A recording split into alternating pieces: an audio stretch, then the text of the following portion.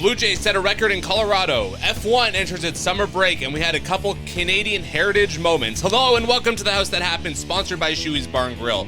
The only place to be in suburban Etobicoke, voted 4 times best dive bar in all the GTA. It's number 1 in our hearts, the Phoenix rising from the ashes. Hi, I'm Andrew Milani. Hi, I'm Cruz. How you doing? Great, how's your week?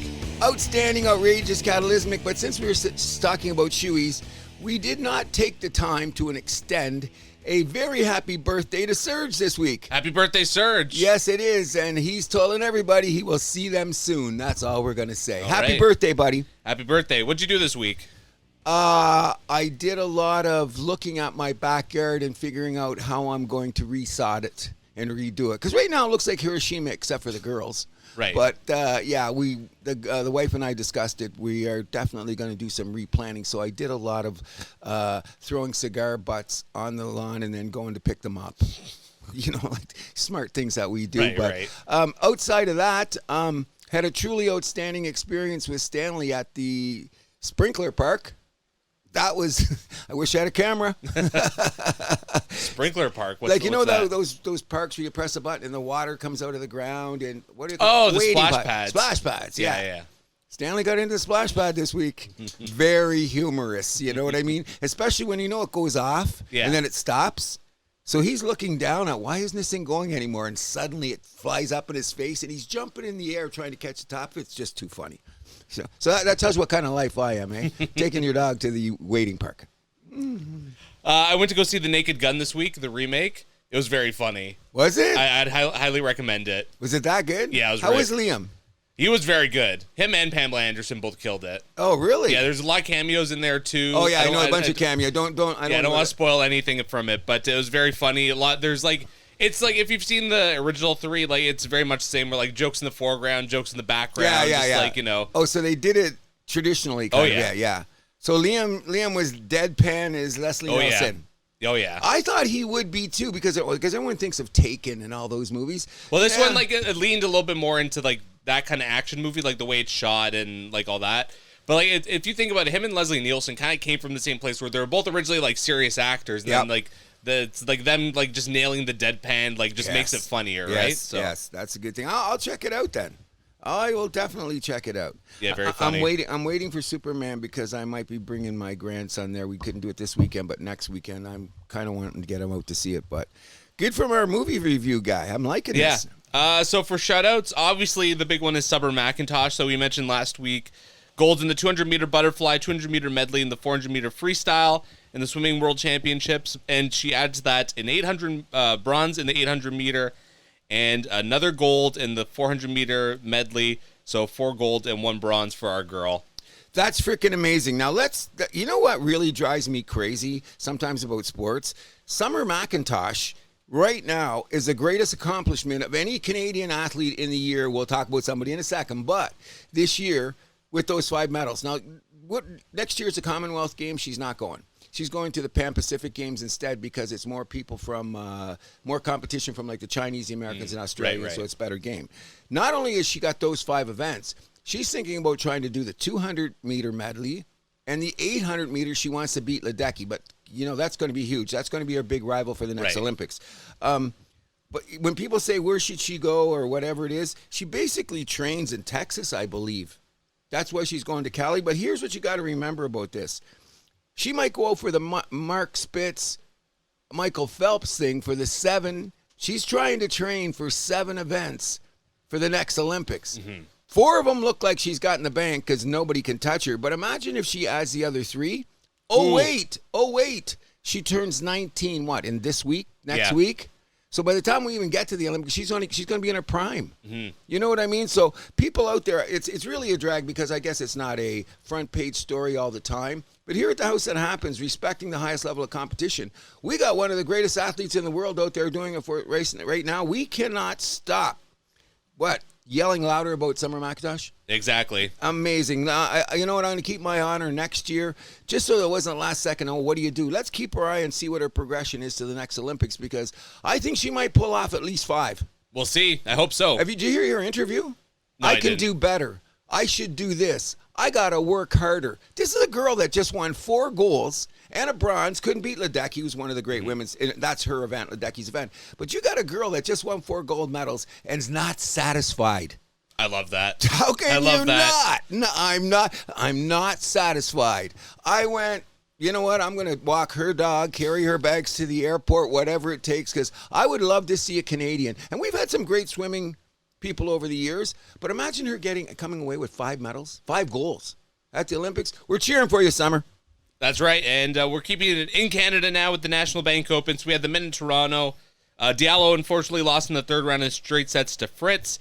Zverev, her boy, upset by Kachanov in the semifinals. Shelton beat Fritz in the other semis, and Fritz went on to beat Kachanov in 3 sets in the tiebreaker in the 3rd set to win it all for the men. It was good. It was a good match. I did see it. Shelton's a little bit of a firecracker. Yeah. You know, I think it's because of his old man, because his old man is his coach on the sidelines. But let's get back to Zverev, whatever it is. Zverev. Is he constipated? Is he sad? Is his Something's up. wrist sore? Like, he just melts. Like, you see his ground strokes? You see him play? The guy's got all the tools except for the ones between his ears. Like, he completely unraveled during the match. Like, again, how many times have we seen this guy? And what's he, number 2 in the world? Especially in the slams. Yeah, but He's ranked number 3, I believe. Yeah, number 3. But Yeah. he looked like he was rolling in this tournament. And then in one set, I guess he was constipated. I don't know. Because you notice his face and his body language goes completely different. Buddy, if you're going to be a great one, man, you got to go with the adversity. You got to dig deep. You got to do something else. But when he did crumple, I wasn't surprised. Yeah. What I'm surprised at is how quickly the Canadian man just dissipated in the tournament again. And our Did you hear young that, Kevin guy Pitt? was the furthest one that made it. Yeah, and he gave it a good one. He's not ready for prime time yet, No, but he no, gave no. it a go. Give him a couple years, he's going to be there. But our boys, who we won't mention because some people think that I'm just ragging on them, come on, tie your shoes tighter. That's all you got to say. Yeah, but for the women, we had a little bit of a surprise. They were in Montreal. Coco Gauff was upset by Mboko, our girl, in round 4 in straight sets, and she took the number 1 seed path because of that. She won straight sets over Monero in the quarterfinals. She beat Rybakina in 3 sets to reach her first WTA final, and she wanted to beat Osaka in the final. She lost the first set 2-6, but then she stormed back to win 6-4, 6-1, and win her first WTA 1000 title.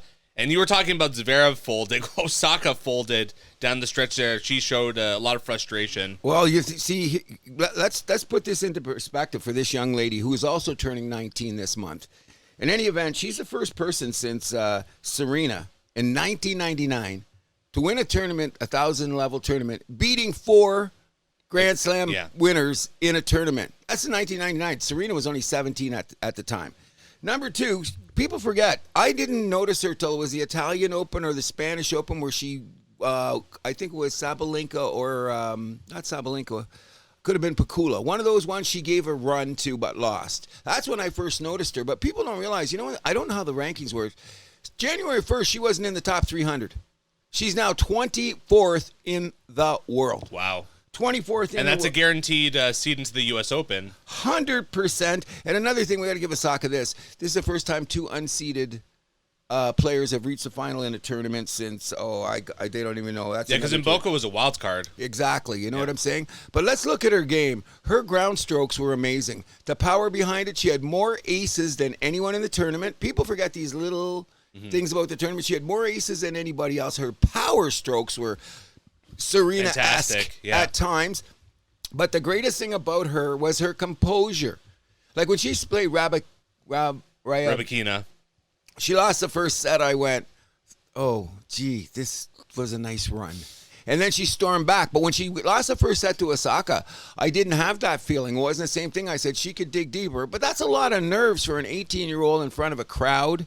Your home She had a crowd behind her, though. Oh, yeah, that's what I'm saying. Like, you know, so the pressure to come in and do that, like, did you hear the crowd? Now, the only other thing I want to say about this, and this has happened too many times this year in tennis, is if Osaka was playing anyone else, I'd be cheering for her. I used to like her. But I'm going to use a bad word right now, and I say, when you bitches lose, why are you so disrespectful at the microphone in the press conferences? That's a very tennis thing, don't you notice? I don't give a shit, man. I'm just saying, because like Roger Federer, same thing. When he lost a tournament, he would like do the same shit. Think he was that bad? I think so. The worst ones I've seen this year: Coco Gauff, Sabalenka, and now Osaka. You got to say congratulations to the winner. You got to pick out your hand. Didn't even say that. No, and Rybakina, Abakina. She was a little bit better. Like, she more gracious in the loss, but it's pretty bad when you're going to be influencing people that you want them to say, hey, this is the way you play the sport. You come off the court and you act like a bitch. Come on, bro. Yeah, it's sad. It's very, very sad. And they're on there for the whole thing to see you become a meme. People just take that and make you look like an idiot because you were, and you know what? I hate You reap losing. what you sow. I'm a sore loser too. Okay, I am too. I will admit. But I always shake people's hands. I always congratulate. I do all that stuff because part of the thing about sports is someone's got to win, someone's got to lose. Sometimes you kick, sometimes you get kicked. But to see these And women, you can't always win. You can't always win. And to see them go up there like that just makes me go, I don't know. But anyways, very smart for her. She's not playing in Cincinnati. She's past Cincinnati and she's going to prepare for the U.S. Mboko? Open. Yeah. Which is a smart thing to do because, like, the amount of time and her time and effort, like, I think it was said best by, what was their name? Was it Tracy Austin? Tracy Austin said, young lady, your life has changed exponentially in ways you can imagine. Sometimes you're going to have to shut up your phone, but when you're 18 years old and your first big check is for $750,000 American, that's a good day at the office. You know what I mean? So I think it's why she takes the time off, recalibrates, and gets set for the U.S. Open because the amount of people that are want her time right now. Insane. You know what I mean? Especially the Canadian media. That's what I'm talking about. I was very weirded out because when I went out, when I think I text you or talking to somebody after the match, could have been you, Troy, how you doing? I said that she should be on the front page of every newspaper in the country. Okay, so I got up in the morning. She was on the front of 2, kind of 3, in this respect.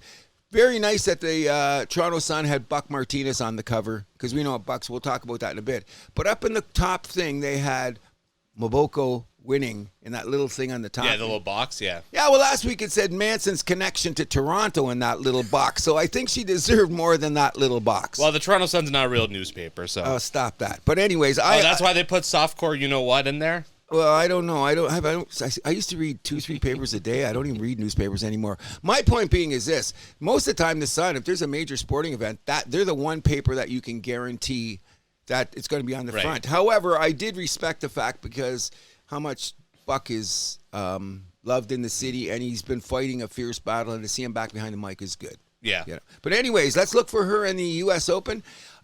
Kevin Pick, I know you've been shouting out to us and making little comments.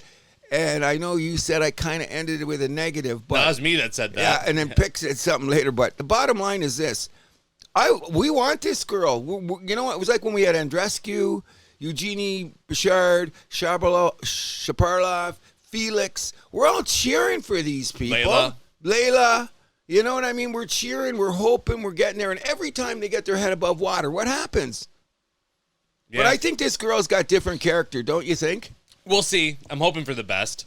I am hoping to see her make a run at the U.S. Open. Like, I hope she doesn't get there first or second round and go home. However, as you've noticed, going to 24th in the world, your seeding factor is going to be in a place you've never been before. Yeah. But I think she can handle it. Just well, you were saying we talked about the strokes. We talked about her serve. Yeah. That's a good place to start. Yes. She needs a little bit more foot. I think she's got to be a little better with her footwork. That's how she fell over and cracked her wrist or whatever. But she's 18 turning 19. She's going to dance. She's going to know how to dance. We'll keep an eye on her going into the U.S. Open. 100%. Congratulations. Any shout-outs from you? First of all, we have to shout out to what happened in Hamilton with Shea. Yes. That was so cool that guy, did you hear his speech? No, I didn't. Humble is putting it mildly. Like, well, that's his character. Yeah, damn right it was. And we all know what kind of city the Hammer is. And he said, I'm taking every... Rust Belt. You got it. And he said, you know the greatest thing is? He goes, I've been all over the world playing basketball. And he says, a lot of guys that live close to the neighborhood say, I'm from Toronto because everybody knows where Toronto is. He said, I can't do that. He goes, my blood, sweat, and tears come from Hamilton. And I want people to know I'm a Hamiltonian just like every blue-collar guy out there work hard, you're going to get it. Not only that, they named a street after him. Yeah, that I saw. Yeah, and what's really cool is they're naming it some Mohawk or whatever. He was telling them how many hours he spent on those streets with his buddies, high school guys, playing pickup basketball, watching when the lights come on, all that crazy shit. So not only to get to the level he is as a champion, MVP, but go back to your neighborhood and do it for the kids. But the most special thing he did, taking the Larry O'Brien to the sick kids hospital for all the kids. That's a great touch. Anyway, congratulations to Shea. The only bad thing was Andrea Horvath had to give him the key to the city. I went, oh, gee, I forgot about that. And almost ruined the ceremony for me, but that's another story. But key to the city. Politicians ruin everything. I have a belief that sometimes I don't understand why junkies, hoes, and politicians drink from the same fountain. I don't know. Sometimes it feels like that. You know what I mean? All comes from the same place. Same place. Anyways, thank you, Shea, for being really cool about that. Another great Canadian moment for us. We're trying to enhance our country in Canadiana. We had 3 great examples right there this week. Yep, and another great moment here, but not this one down in the States. Jen Powell, the first woman to umpire a regular season MLB game this weekend, Miami at Atlanta. Very nice to see. Let's look over this. Here at the House That Happens, we want this to be defined.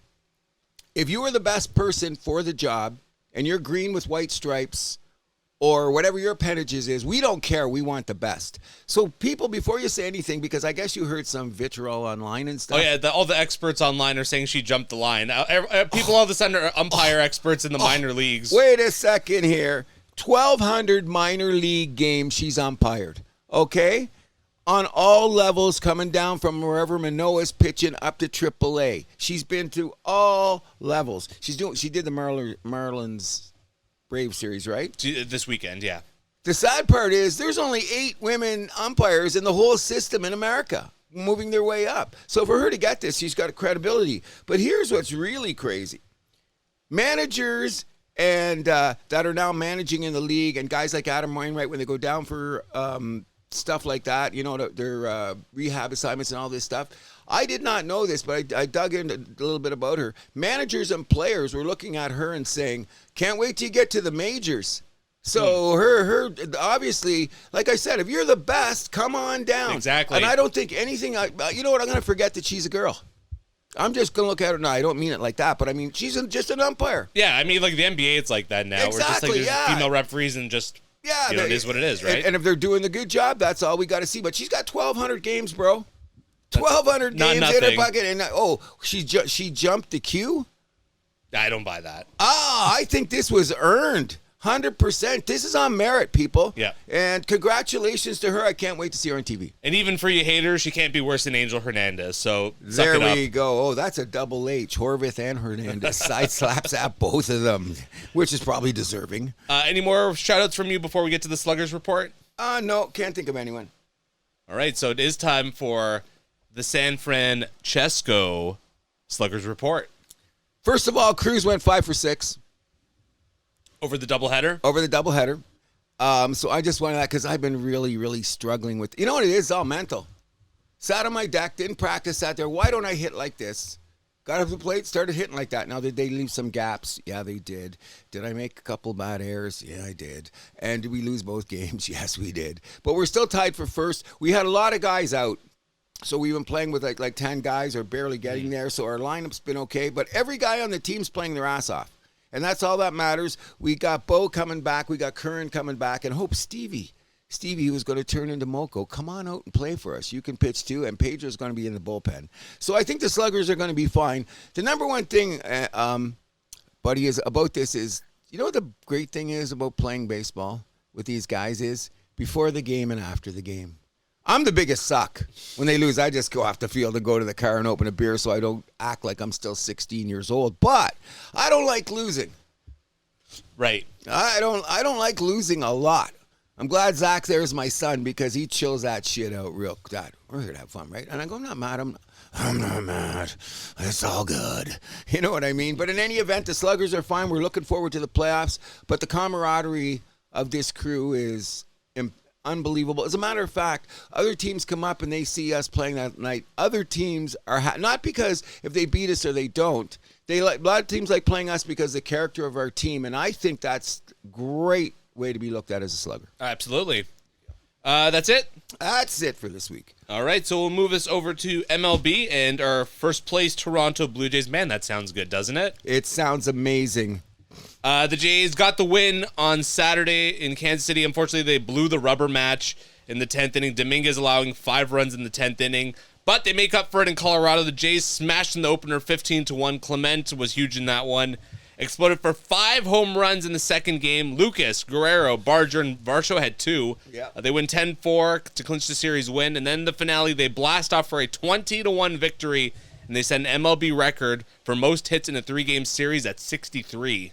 Let's look at it this way. I was watching the game, and then I heard it on 3 different places. They're starting to say this. Don't bring in a catcher or your backup second baseman because you're getting your ass kicked to pitch. Because don't. No, and the guys were saying this. Now, I'm on the fence about it. I think if you want to put out freaking Grimace to pitch, send out Grimace. It's a team game, right? If he's on the team, you play any position, right? Right. However, what they're saying is that these managers start looking down the road. Once the game's over, then say, well, we'll save it for the next series. We'll save it for this and that. And I get that theory, but what do you think? Should they be allowed? Like someone said on the morning show on baseball, you heard the announcers when they were talking. Yeah, to of course they should be allowed to do that. What's that? Just throw like a position player to pitch. Okay. I mean, you're getting your ass kicked anyways. Like, who the fuck cares? Well, what it ends up doing is that suddenly the Jays' run differential looks respectable, and they only did it in the last 3 series. That's not my problem as the other team.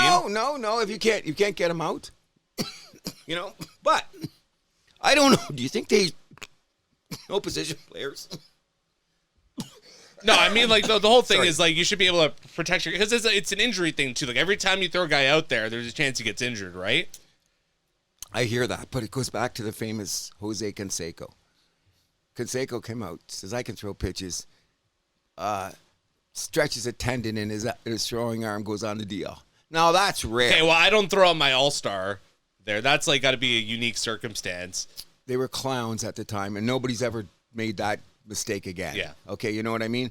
But I don't know. I think if you're getting beat, you can put out anybody you want. You know what I'm saying? And you knew it was coming. When he was throwing those balls, he said, someone's going to put this in another area code if they catch it. And wait, 20 runs? And don't talk about the air. Just talk about those pitches were flying out of the park, whatever you want it is. It was a good tonic for the troops. But what we had to worry about is what happened last night.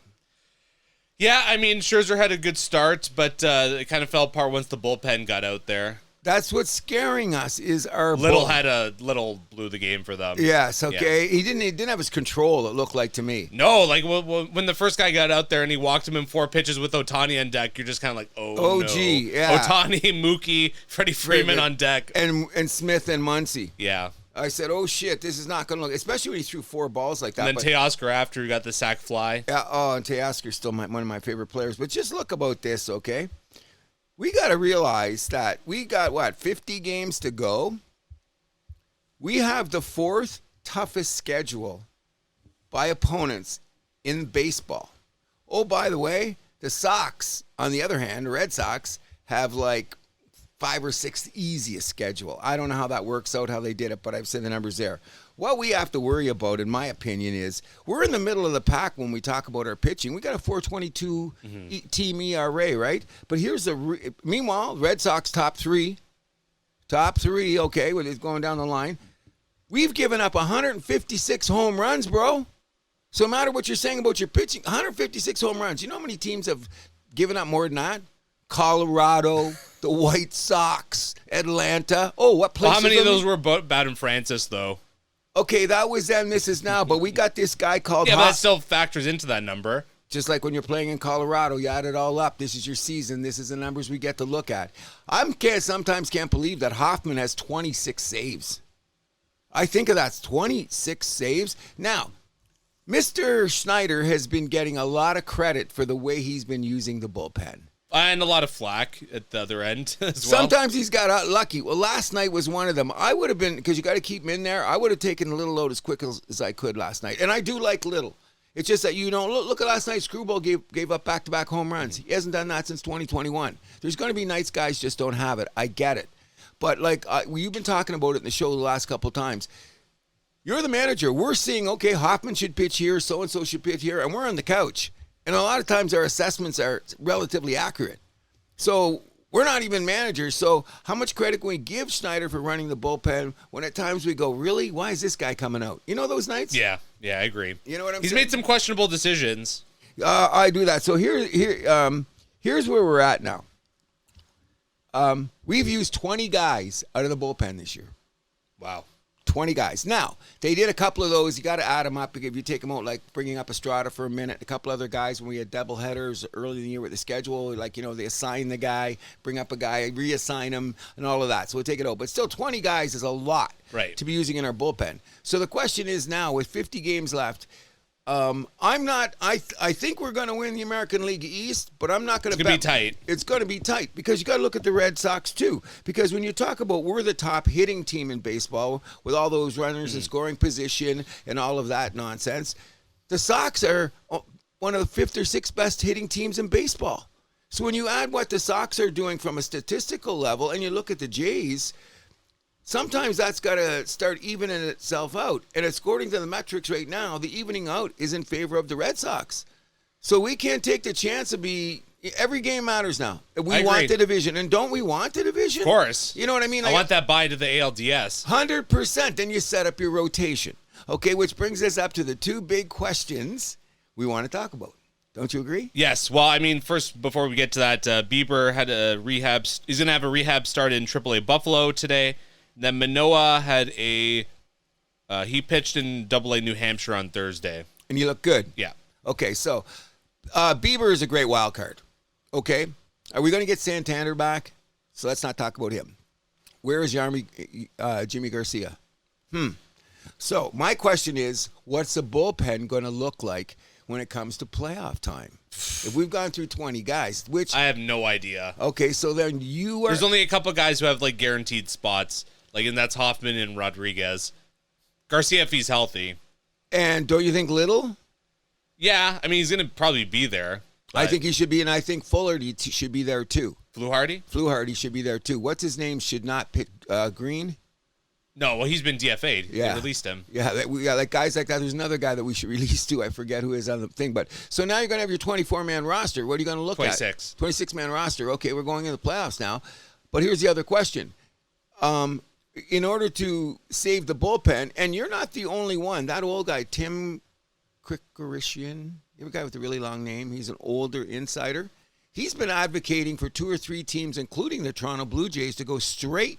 If Bieber comes up, he said straight to a 6-man rotation. He didn't even question it. I'll do you one better when Manoah's back, a 7-man rotation. Oh, you're killing me. When you said that, I said, oh, brother, I'm trying to be... Why not? When you said 7-man rotation, okay. You're going to want to get all those guys starts. Okay. All right. Okay, so... Rest them all for the playoffs, be nice and fresh. Oh, get out of here. Okay, so here's the conundrum.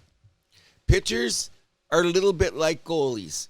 They're creatures a lot like goalies. They're creatures of habit. So you go up to Gozman and you go up to Barrios and you say, are you guys comfortable going every 6 days? And Gozman says, no, man, my routine is based on 5 days. Barrios goes, Mo, my routine's based on 5 days. Do you take the ball out of their hands or do you respect their opinion? No, I'm taking the ball out of their hands. Okay, wait a second. When we're talking about Barrios, Bassett, and Gozman, those 3 starters have been the most consistent 3-pair starters of any team in the majors in the last 3 years. There's no team, like other teams have had 3 guys doing the same, but the next year will be somebody different. Right. But to have 3 starters maintain, now, that doesn't mean they're Cy Young candidates or anything like that. They're innings eaters and they can get big games. Like kind of high ceiling, high floor, low ceiling kind of guys. Yeah. But you want them in your rotation because they do the necessary thing, which is eat innings. So I'm glad with that. So you can't rest an extra day? I'm sorry. We're talking about an extra bullpen session or something. Come on. We're talking about chemistry on the team, and the chemistry's high right now. So what do you want to do? Upset the apple cart? So having guys rest an extra day is not going to upset the apple cart. Gosman says my breaking slider works better on the 5th day than it does on the 6th. Barrios comes in and says my breaking ball works better on the 5th day than it does on the 6th. That's nice, dear. That's nice. So I don't know where it's going to go, but these are going to be the big questions for the Jays coming up because Bieber is definitely wild card, and he's going to be here by September 1st. Do you know what? I'll give Akins and Shapiro credit. The guys on he's going to be up before September 1st. The guys at MLB are talking about it. They're going, guys have been down there to see him pitch. They go, wow, this guy. People have been former executives have been calling this trade a steal. Oh, yeah. What's come up is that now that everyone was surprised by the deal, but now everyone's going down and taking a look at his stuff. And that's what's coming to the conclusion. Oh, gee, Jays could have pulled a fast one there. So are you all for the 6-man rotation? I'm all in. 6-man rotations in small spurts especially have shown to be very successful. Okay, so you know that I'm old school as hell, but the most significant time in your life is right now, this moment, okay? So sometimes when I said I can't be so hard-headed about all of this shit all the time, I will acquiesce to a 6-man rotation as of September 1st, mainly due to the fact so we can line up where our bullpen's going to be. Mm-hmm. Because once you have that 6-man rotation, hypothetically now, we've won the division. We got to buy. Mm-hmm. That's going to be the question we're going to be talking about now. Because who's in the playoff rotation? Now, your thing that you have said, I've heard that come up. I've read that. Richard Griffin, very respected sports guy in Toronto, goes, could Lauer go back to the bullpen? That's the big conundrum right now. Because Lauer, lately he's arguably been our best starter, right? Okay, so what do? You take that away? Yeah, I'm having difficulty doing that. But like we said in our pre-show, these next few starts, that's going to be very telling, right? As to whether or not you can have Lauer in your playoff rotation or not. Because the thing is, too, in the playoffs, what's valuable? Starters. Well, hold on. No, but bullpens win you the playoffs. Let's be real. Having that long guy out of the bullpen, especially a lefty, is amazing. I know, especially if your guy gets smacked early. I got it, but I'm also saying this. I'm going to get back to that C word, chemistry. If he's earned this position going down the stretch as one of our best starters, 100%. I don't think we can take him out just for his. I agree. His psyche, you know what I mean? Which gets back to, you're already saying, if I may say this, okay, we get to the guys, well, Bassett doesn't make the playoff roster. Yeah, Bassett's not going to be on the playoff roster. That's a bold statement, bro. Well, here's the thing. He's, with the amount, you say it yourself, he's a head case. Here, I'm trying to defend Bassett. That's not a guy I'm gonna feel comfortable putting out there once every 4 days in the playoffs. It wouldn't your chances are so you have so few chances. They're so valuable.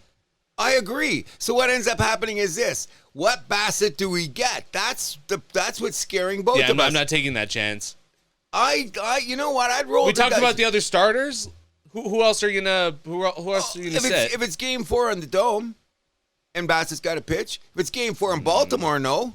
But if it's game 4 at home, you were the one that you're showed playing me the him splits. over. You're playing him over Bieber, a healthy Bieber potentially. This Lauer, is the 4th game. Now who's Lauer, Gosman, Barrios? Okay, so they've already. You're putting him over one of those guys? No, not now. No. Okay, so those 3 guys go game 4. So that's Scherzer. I think Scherzer as well. Yeah, there you go. And you know what? We have to respect that because every start that Scherzer's been making, he's getting a little bit better. What he gave up? He only gave up 2 and 6.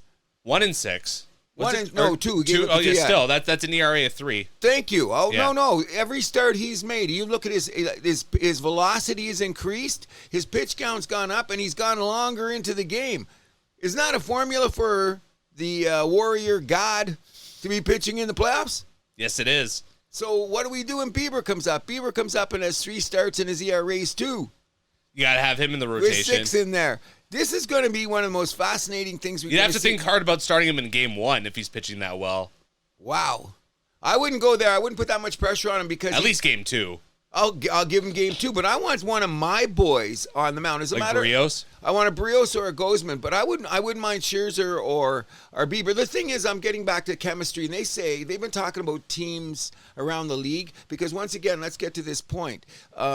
Toronto's a very unconventional playing first place team. What was the other team we were talking about? Was it Texas, you were saying, or Seattle? Anyways, there's a couple of teams near the top, Houston too, that are not going let's see, all about velo, get the home run. There's a lot. They're a station-to-station team. In so doing, that platooning we were talking about early in the year seems to be satisfying everybody, even though I'm going, what's David Schneider doing at the leadoff, and he doubles off the wall. Okay, yeah. I'm good with that. But he's approaching 10 home runs this season too in very limited time. Very limited. And his defense has been excellent. What we're talking about is because they've created that kind of vibe in the dressing room, that's the kind of vibe you want to bring into the playoffs. I agree. We all know that. It doesn't take a rocket scientist to figure that out. But where do you push and pull with the team not to disrupt that chemistry? Well, I mean, whatever. Like, with the pitching, you're going to have to figure it out. Okay, so what if they say, Bassett, you're not in the roster, and everybody in the team goes, whoa, why not? No, he's still going to be in the clubhouse. He's going to be our Mark Burley, 2015. Okay, you keep saying that. I don't know. I'm not here to defend Bassett. I'm just saying that when you've been on the team for 3 years and you don't miss starts and you've carried us to this far, that has to be respected. I don't know if anyone in the clubhouse is going to be like, oh, Bassett didn't make the playoff roster. I'm offended. John Schneider, how dare you?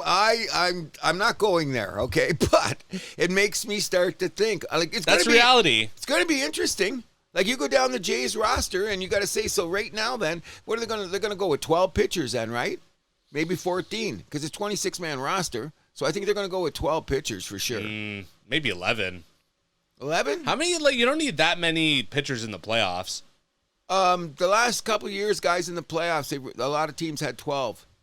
Okay, yeah, so 11, 12, yeah. 11, 12. So because I'd rather have more pinch hitters in the playoffs.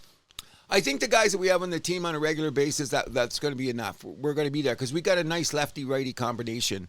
Like if we for hitting, yeah, we got a nice. So when we can switch later, that's all good, and all the guys are interchangeable defensively, and we don't really slack in any way. You know, when you think about the team. But let's get back to the team chemistry here. So now, okay, you're going to say 11 guys. I'll go 11 guys. So here's the 11 guys: Barrios, yeah, Gozman, yeah, Lauer, Scherzer, yeah, Bieber, yeah, Hoffman, yep, Rodriguez, yep, Little, yep, Fullerty, Fluharty, yeah, Fluharty, Garcia if he comes back. yeah. Did I say Rodriguez? Yeah, you did.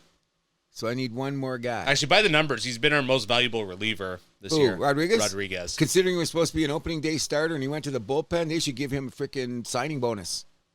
No, he's been a great shoulder. Yeah, great. I agree. Because he worked all spring to be a starter, and they said, "Oh, you're not going to be a starter." Yeah, now, he got buddy." 2 starts this year, and then they're like, no, back to the pen. Yeah. Well, you know what? He's another guy that you'll know what he's got his first 3 pitches. Like the other night he came out, he was all over the board. Defense picked it up for him a bit. But then sometimes you come out and you see his first 3 pitches and you go, okay, yeah, he's good tonight. You know what I mean? And that's because we don't have, and that's what I'm lamenting now is when we went there. Now the Yankees, we'll talk about them in a minute, and who cares about them? But I was screaming, let's get a few more arms. Like, couldn't we get a Durant or one of those guys out there? Like, we don't have the swing and miss guy. You know what I mean? Oh, we got what's the guy from that we got from Minnesota? Oh, right. He's going to be on the roster too. Yeah. Okay, so that'll be the 11th guy, and he's got some speed too. However, when he came out the other night, he looked suspect in his outing. Yeah, too. the guy Dominguez that we got from Baltimore has been like that too. But I'll give him a little bit more time. Oh yeah, to figure Dominguez it out. is going to be on the roster too. You know what I mean? So that does push Bassett to the side, doesn't it?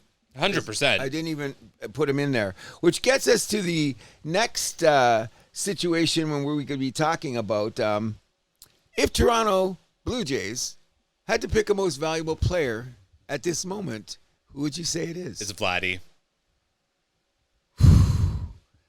You just don't like that guy with a 2-letter first name, right? Bo? Yeah. Defensive suspect. Oh, you're killing the guy. Doesn't get on base enough. I love enough. you, partner, but I can't. You just cannot be happy with what's Bo going to have to do. Bo's probably second or third. Okay, as soon as he moves to second base, you'll be happy with him. Second then? or third, yeah. Then you'll take. Yeah. I haven't heard you say anything good about this guy all season. I was talking about how nice it is to have him top the league in hits.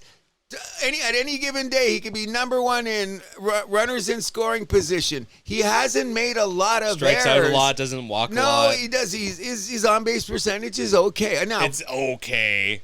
It's okay for what he's hitting. It's okay. You don't like that. You don't like the fact that he's top 3 in the majors in runners in scoring position. I think that's a pretty favorable stat. Having the most hits in baseball, I kind of think on base is more valuable than hits, but.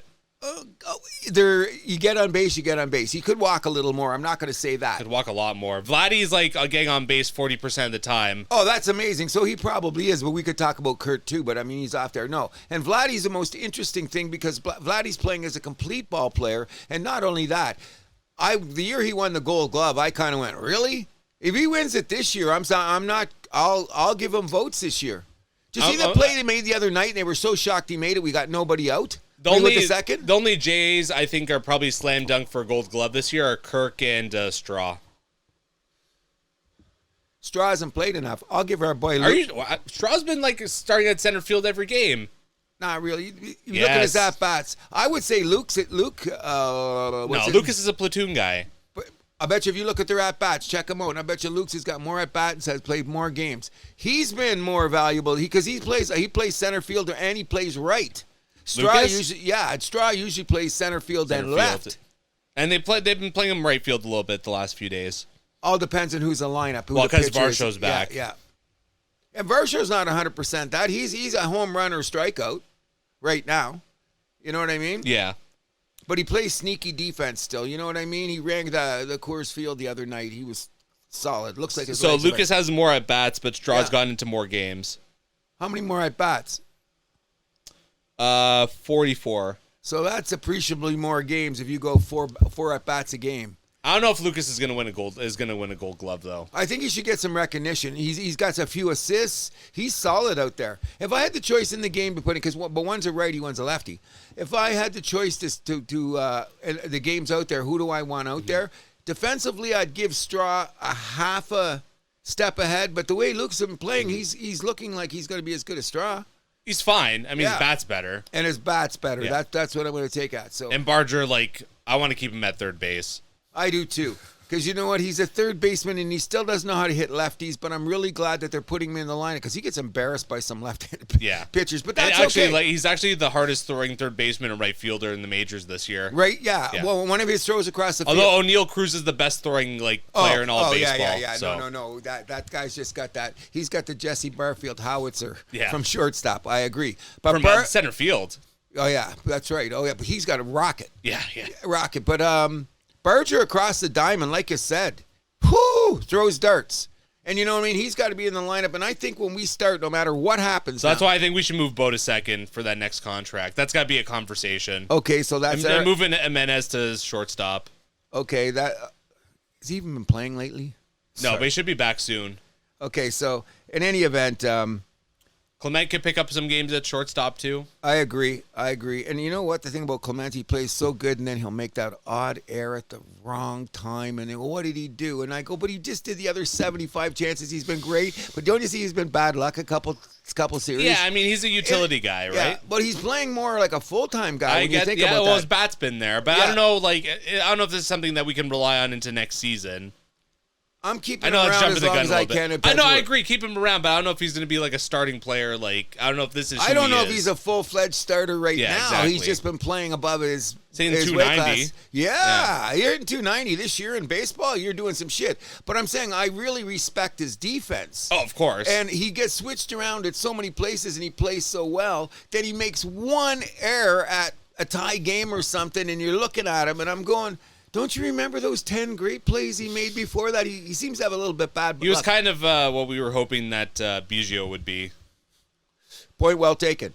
But let's get back to Bo here. Now, I love Jeff Passan, by the way. Great hair. Is he one of those great hair guys? He is. But you know what I like about him? When you ever see him sitting at home, and he's doing remote from home, do you see what's behind him? Band of Gypsies, Good, the Bad, the Ugly, Rage Against the Machine. I gotta love this. That's all you see is like the way right. That's all you see. Like Band of Gypsies, top 10 album in my life. Good, the Bad, the Ugly, top 10 movie in my life kind of deal. So whatever he's saying and doing, I heard he's a little cocky. But anyways, you said that he said that his ceiling is 280. Yeah, that's For how many years? 8 or 10? Oh. It's got to be 10, right? Probably. So you say 280, and then you said to everyone in baseball, every reporter is like, no one's saying 300. Except for Cruz. Okay, so I'm saying 250 to 280 is what the that's the going rate, sir. Yeah. Okay, but here's the outlier. Los Angeles Dodgers and the New York Mets.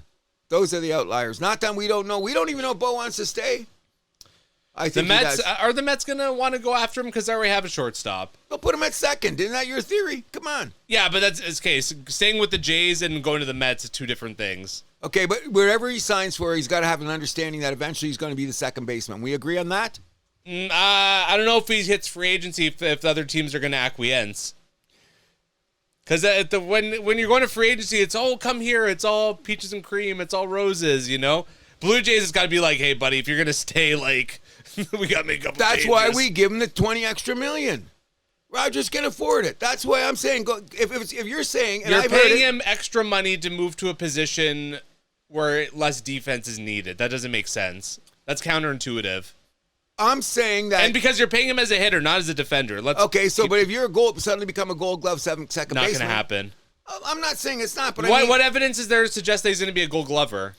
I'm saying that I'm just exaggerating, but let's put it this way: I think he can be above average second baseman from all the time that he's played at short. He doesn't have to go into the hole and make that big throw. Agree, but it's not like he's going to jump in and be like an elite defender all of a sudden. He's going to be I say above average. Slightly above average. Okay, that's good enough. With his batting average, run and scoring positions, hits, I'll take that for $300 million and keep those other mofos away from talking to him. As a matter of fact, I'd go the first day of the playoffs, shock the world. Just as the playoffs start, Bo Bichette has just signed for $300 million for 10 years in Toronto, locked up till 2034. Why do you want to sign him to so much money when we have a salary cap coming? Stop that shit. That's why you give it to him now. Don't you get it? Why do you think we're going to talk about these other guys that are getting signed? So I don't know where that's going. You don't think Bo's worth $300? No. Then he's leaving town. That's not going to happen. He's going to stay for $250. Are you kidding me? Rumors have it that a couple of teams are saying 280. Hey, that's our lane.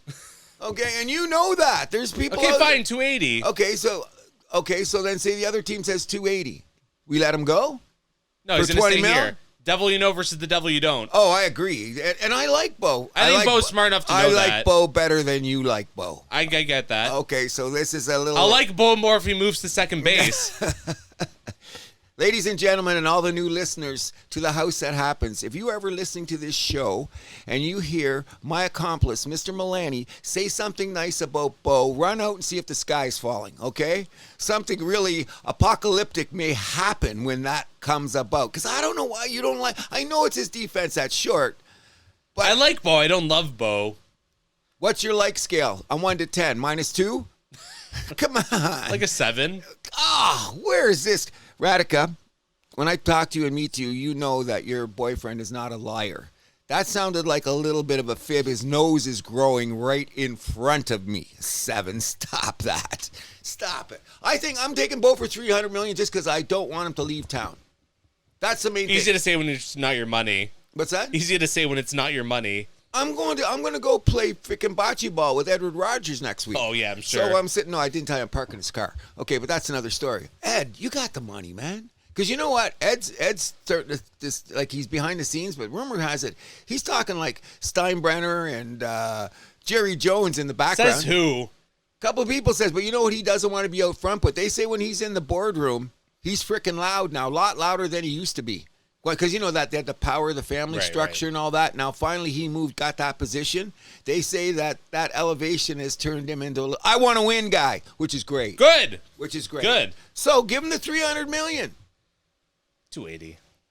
Well, we're going to have to wait and see because... 275. Oh, you're killing me. So here we are going... 260. So according to The House That Happens, I'm just going to say I was missing... I'm also worried about the salary cap. 7... Which is going to happen. 7-man rotation and $250 million for Bo. Well, the 7-man rotation, that's going to be like for 2 standards? Weeks. No, it'll be a month. Be the last 20 games. Manoa's not pitching. Come on, we're not. That's what I'm saying. So it'll be a 6-man, but I mean, it'll be for like the last week. We'll get Manoa in for a start, see where he is. Maybe we can especially move him with into the division's clinched. Yeah. You know what? Division's clinched, but second last series of the season is against Boston. That's going to be the series right there, the season right there. The way it's going, especially Boston's on the rise. They're an interesting story. Anything else you want to talk about the Jays right now? I think that we should be looking at the fact it's very, very interesting. We better keep our home splits the way that it is because our next 4 series is we got L.A., we got Chicago, we got Texas, and who else? All 4. Is it San Fran again? I forget. No, we don't play San Fran. We play like Pittsburgh and the Marlins. No, we have in between. I think I got it down here somewhere. Who they're playing? But in any event, yeah, it's Pittsburgh. We have the Cubs and the Dodgers. So yeah, Dodgers, Cubs, Texas, Pittsburgh, Miami. Yeah, and Miami's hot. Then we got But this is a couple weeks down the road, so who knows what's going to happen. And you know what's then. interesting about this year in baseball is when you play who, when, and why. That seems to be the history of baseball. Like That's sports. Isn't it, though? But, I mean, baseball, because the season is longer. You know what I mean? Like, in this respect, the Yankees had played Toronto May 20th instead of July 15th, we might have had a different result. You know, and that's why the season is long and we go through all that nonsense. But why I'm saying that is that I don't think that there's any lead that's 100% guaranteed right now in the American League. Even the Tigers for the Central? No. Tigers got all their guys. They got smacked, too. And look at Cleveland, how hot they got. Do you realize there's only now with 50 games? Fool's gold. Cleveland, listen, they're 5. How's Emmanuel Class A doing? I don't know. Maybe they're winning because they've galvanized. They're the hottest team in baseball. For now. Okay, and that's what I say when you play them. But listen, did you think that we're going to get to September 1st and that Cleveland would be 5 games within Detroit or 5 in the loss column? I would have told you you're out of your mind. How long ago are you talking? I'm talking like, say, All-Star break. If you'd have told me they were there, they were running away with it. Now look at, suddenly Detroit's only had a couple, 3 starters that are consistent. Mize got rocked again. Flaherty got fucking bombed in 4 innings. So I'm just saying, but their schedule's okay. I still think they could ride at home. But why are we talking about the Detroit Tigers suddenly, and my beloved Detroit Tigers, we're suddenly talking about them like they're looking over their shoulder. What have we said that 2-3 weeks ago? Well, we kind of hinted at it when we talked about their pitching kind of. Yes, and now it's being realized right now. And that's the crazy thing because, you know, when we talk about how good pitching is, look at the teams that are on the rise, that are coming up to chase people. The Texas, Seattle, the Red Sox, they're all battling for those wild card twos. You know, they're top 10 in the majors, some top 5 when it comes to ERA and shit like that. And I've looked at all their defensive metrics, and I don't think that anybody is in there. Boston's got to clean up their shit because their outfield's outstanding, but their infield is error-prone. You know, I think they're leading. They're like bottom 3, 4. If you look at the Red Sox metrics, amazing everywhere till you get to fielding and errors. Their outfield's great with Rafael and what's his name? I forget who. Roman Anthony? Yeah. He's only young, though. They signed him too early. That's a dangerous. Now that I've been looking at that, don't you think it's a bit of a dangerous signing? What has he done? I mean, that's the move, though. We saw it with a lot of these teams, and it worked. So Okay, I think they're going for the same model. I think the guy that really set the standard is Chirio. How do you say his name again? Chirio from Milwaukee. When they signed that kid, and now look at him. His first what season. About Acuna on Atlanta? And Acuna, Yeah. he's the front runner on it. Yeah. And then now it's falling along. So Soto, I want to say back in the day too. they didn't give him enough. That's why he got away with free agents. He had a smart agent because they skipped his arbitration when he was in Washington. They skipped the arbitration and added it on. And then shit happened because he said, I ain't playing here anymore anyway. Got a World Series out of it, though. He did. So, you know. He was a rookie then, right? I think rookie or second year. I think he was a rookie. Yeah, he was very young back Very young. then, But anyways, the rest of his career, he's got that ring, so to speak. You know what I mean? Which gets us to anything else you want to say about the Blue Jays, except for the fact that the pitching's scaring the living fuck out of me? That's about it. I think we can get the series done in L.A., though. I think they're very winnable games that we can... Well, the next 2 guys we should be able to get a crack at. Yeah, Scherzer was outstanding last night. Let's say it. If Scherzer pitches like this, and Kershaw was great last night. Yeah, he was. He's had one of his best starts of the season because you know what? By the way, do you see the thing online where it's like their first start that they had against each other was because it was supposed to be Randy Johnson versus Greg Maddux, but they both couldn't make that start, so it ended up being Scherzer versus Kershaw when they were young. Yeah, like early 20s guys. Yeah, that's cool. Yeah, when I saw that too, and it was I forgot Scherzer played for the Diamondbacks. That's where he started. Yeah, that's where he started. And I had no clue Maddux played for the Dodgers either at the end. What's that? Oh, yeah, he went there. Money. Of course. Yeah, it was for money, you know, because people forget that Maddux started off with the Cubs. Yep. Won a Cy Young with the Cubs. But in any event, when you're talking about those, where are we going with the starters and stuff like that, I was really impressed. I don't care if this was 2025 or 2015. Scherzer and Kershaw, you got to take a look. And now Kershaw won last night, so now they're tied for career wins. Wow. Future Hall of Famers. Oh, first ballot. Both guys. Agreed. Not even there. Complete resumes for both of them. Tonight we got Bassett versus Snell. Then tomorrow we got Lauer versus Yamamoto. I like Yamamoto, but not tomorrow. Yeah, exactly. You know, I like him, but not tomorrow. Sometimes, you know what, I seen him pitch the other day, and you're going to think I'm completely nuts, but Kikuchi wouldn't be bad in this rotation if we had kept him. Of course not. He wouldn't. He took the money and good for him. But yeah, but I think he would have, as the lefty with the funky throw. He's having a great season with the Angels too. Considering he's not having a great season, but he's pitching better. He's got a losing record, but all his other I mean he's on LA. Plays with the Angels. Yeah, but I mean he's giving him 5-6 a night. ERA is what, 3.5? That's great. That's and fine high by me. strikeouts. Oh yeah, I've been keeping my another thing watching late night games. Oh, there's Kikuchi. Let's see what, and he's still got 3.5. You're an ace on a lot of teams. Yeah, he's still got that funky breaking pitch. Like I've seen him bend guys' knees again. Like it's a cool pitch if you have it on there, but we don't have him. That's okay. Okay, we have 7 starters now.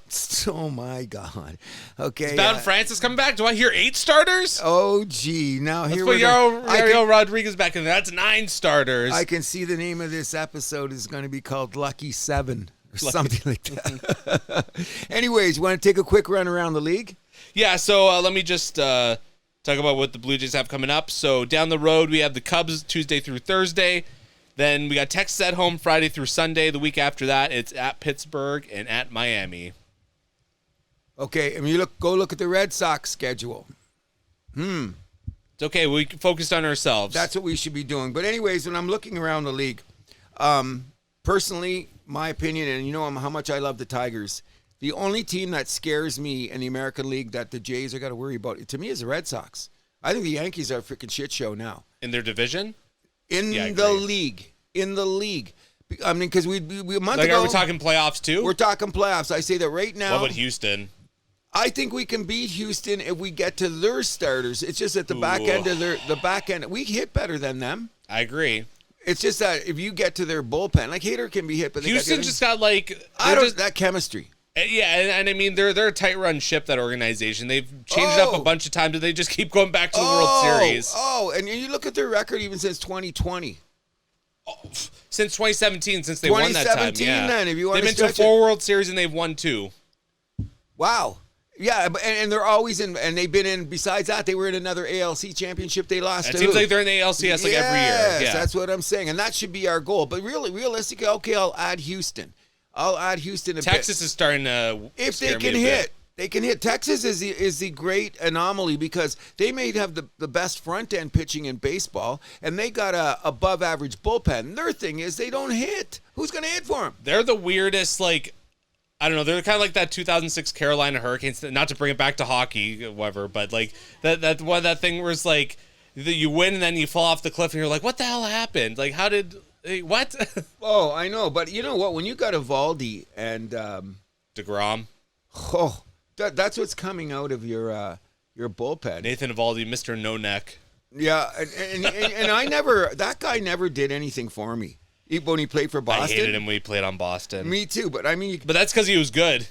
You know what I mean? And you know what? People are looking for the guys with the chance to go because when the Tigers picked up Charlie Morton, I said, okay, Charlie was good and he's a gamer. What did he go out first outing? Best outing of the year, 6 innings for the Tigers. So the veteran pitching, there can be something said for it. You know what I mean? But the problem with Texas is when you look at that wild card race, okay?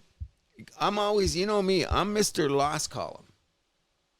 It's a little bit early for that because there's still a month and a half of baseball left to go. So if a guy's like, if you're like two back in the loss column, that's not, the death sentence right there. Okay, so right now, that Boston and Toronto, I believe, are going to make the playoffs. So one of those teams will take away the wild card, so we only got 2. Does that mean the Yankees are getting in? They're on a knife's edge right now. They are there. So I'm saying, and you're saying that Cleveland is fool's gold. Look Texas. At them. They're only 2 games, and Texas is only Cleveland's half a game out of the wild card. What's that? Cleveland is half a game out of the wild card. That's what I'm saying, yeah. And Texas is only a game and a half. The thing is, though, with the wild card, I'm not the way it's set up, Cleveland. No, but the thing is, the way the wild card's set up, like, a mediocre team's going to get in. Maybe 2. Okay, if the Yankees get in, I'll say mediocre. I'm not going to yell. Same with Cleveland. Okay, so take them out. So then, I'm also going to call Seattle fool's gold as well. Okay, so what if that ends up being the wild card? Boston, Texas, and Seattle. It's a very realistic possibility. I agree. So you think both those teams are mediocre? I think they both have above average pitching.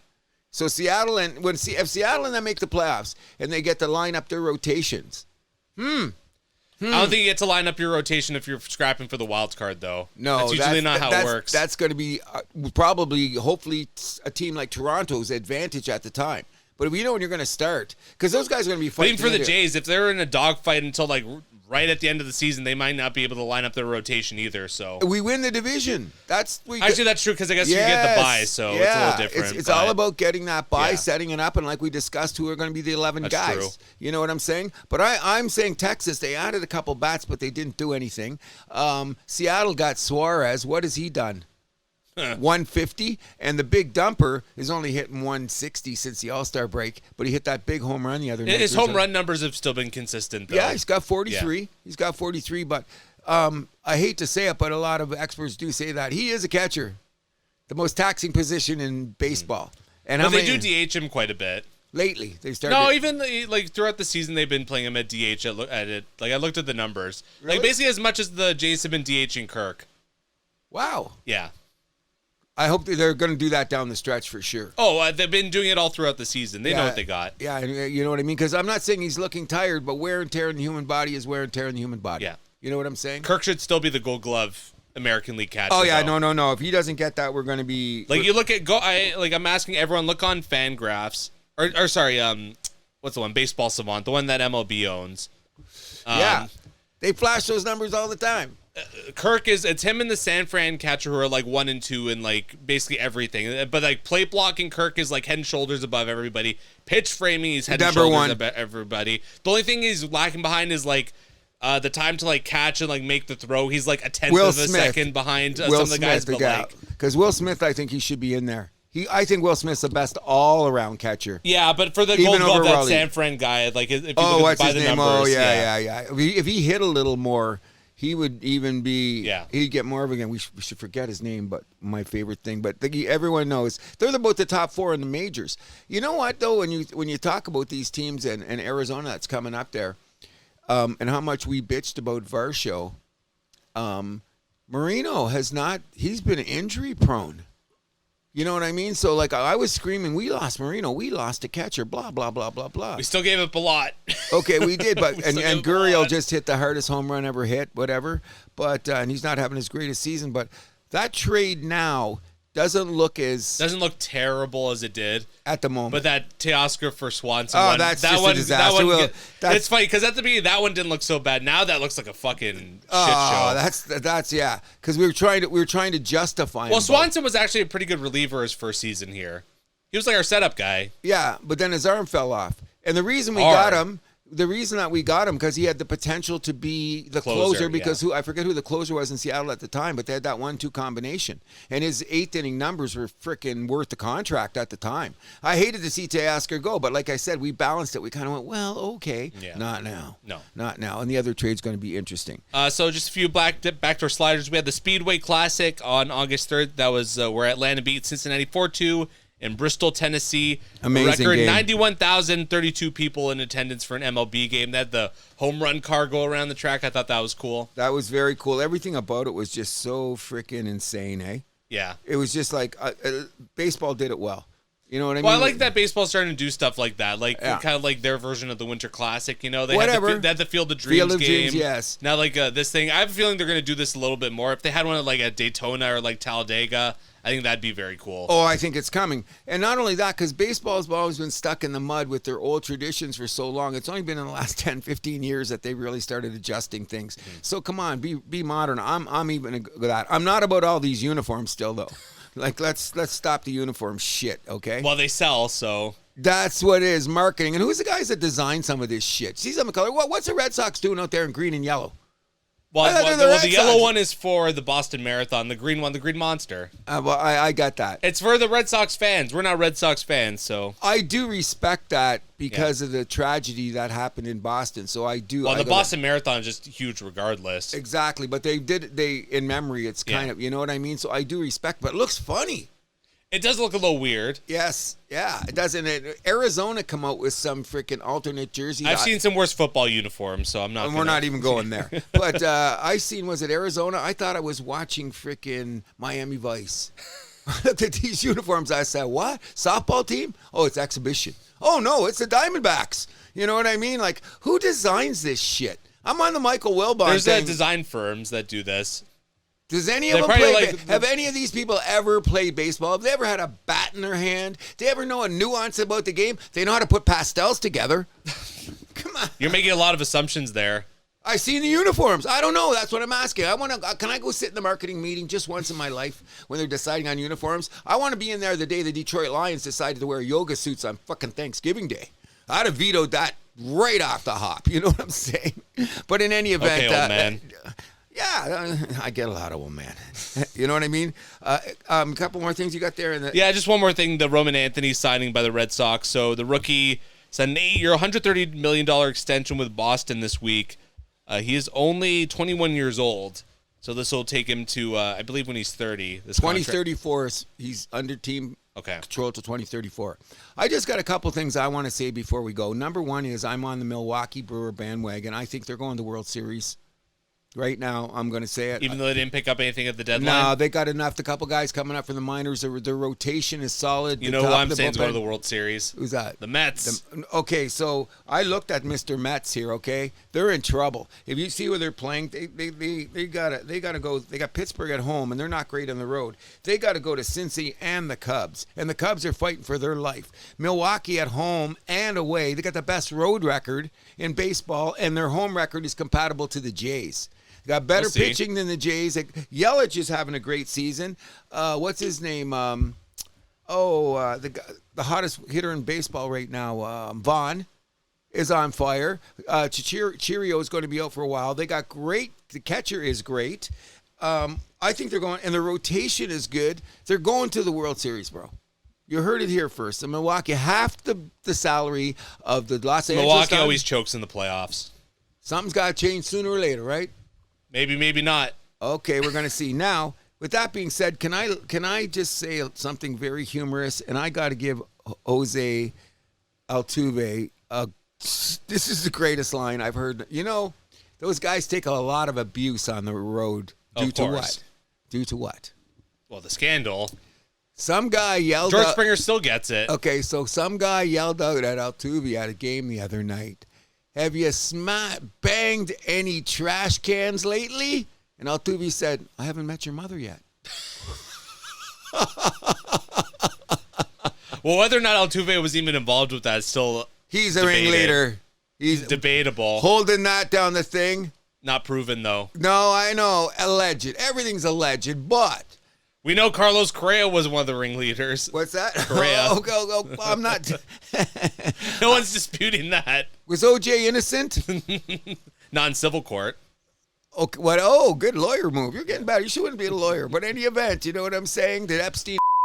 No, let's not go there. Whatever. I shouldn't even have said that. Yeah. For the algorithm. No, whatever. It's okay. All right. But any event, yeah, you know what I'm saying? So when Altuve, he was involved. Korea, yes. I don't think that. I wonder what Bregman and Springer said, because one of those guys was not on the same page. We know that. Maybe that's why Springer left town first. That's why it sounds like it. Yeah, because a couple guys kind of went in there, I don't know about this. Got a ring. But what comes good after but? Yeah.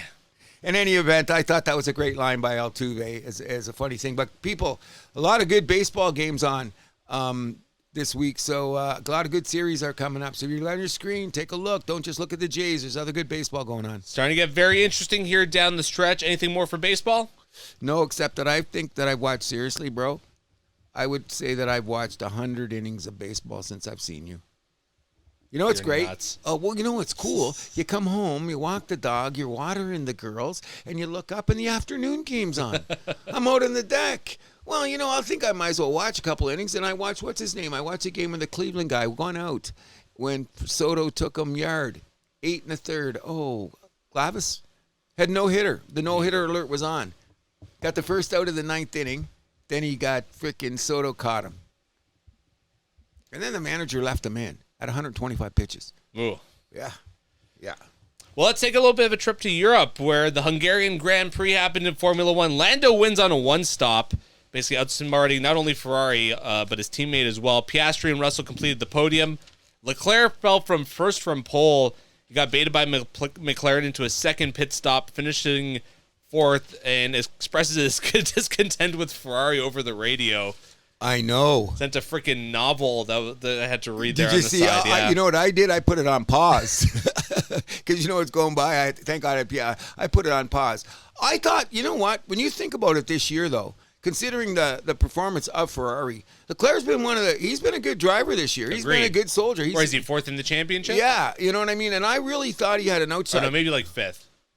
Fourth or fifth, but he's up there. And considering the performance of the Ferrari car, which I think they're going to come back with a roar after the break.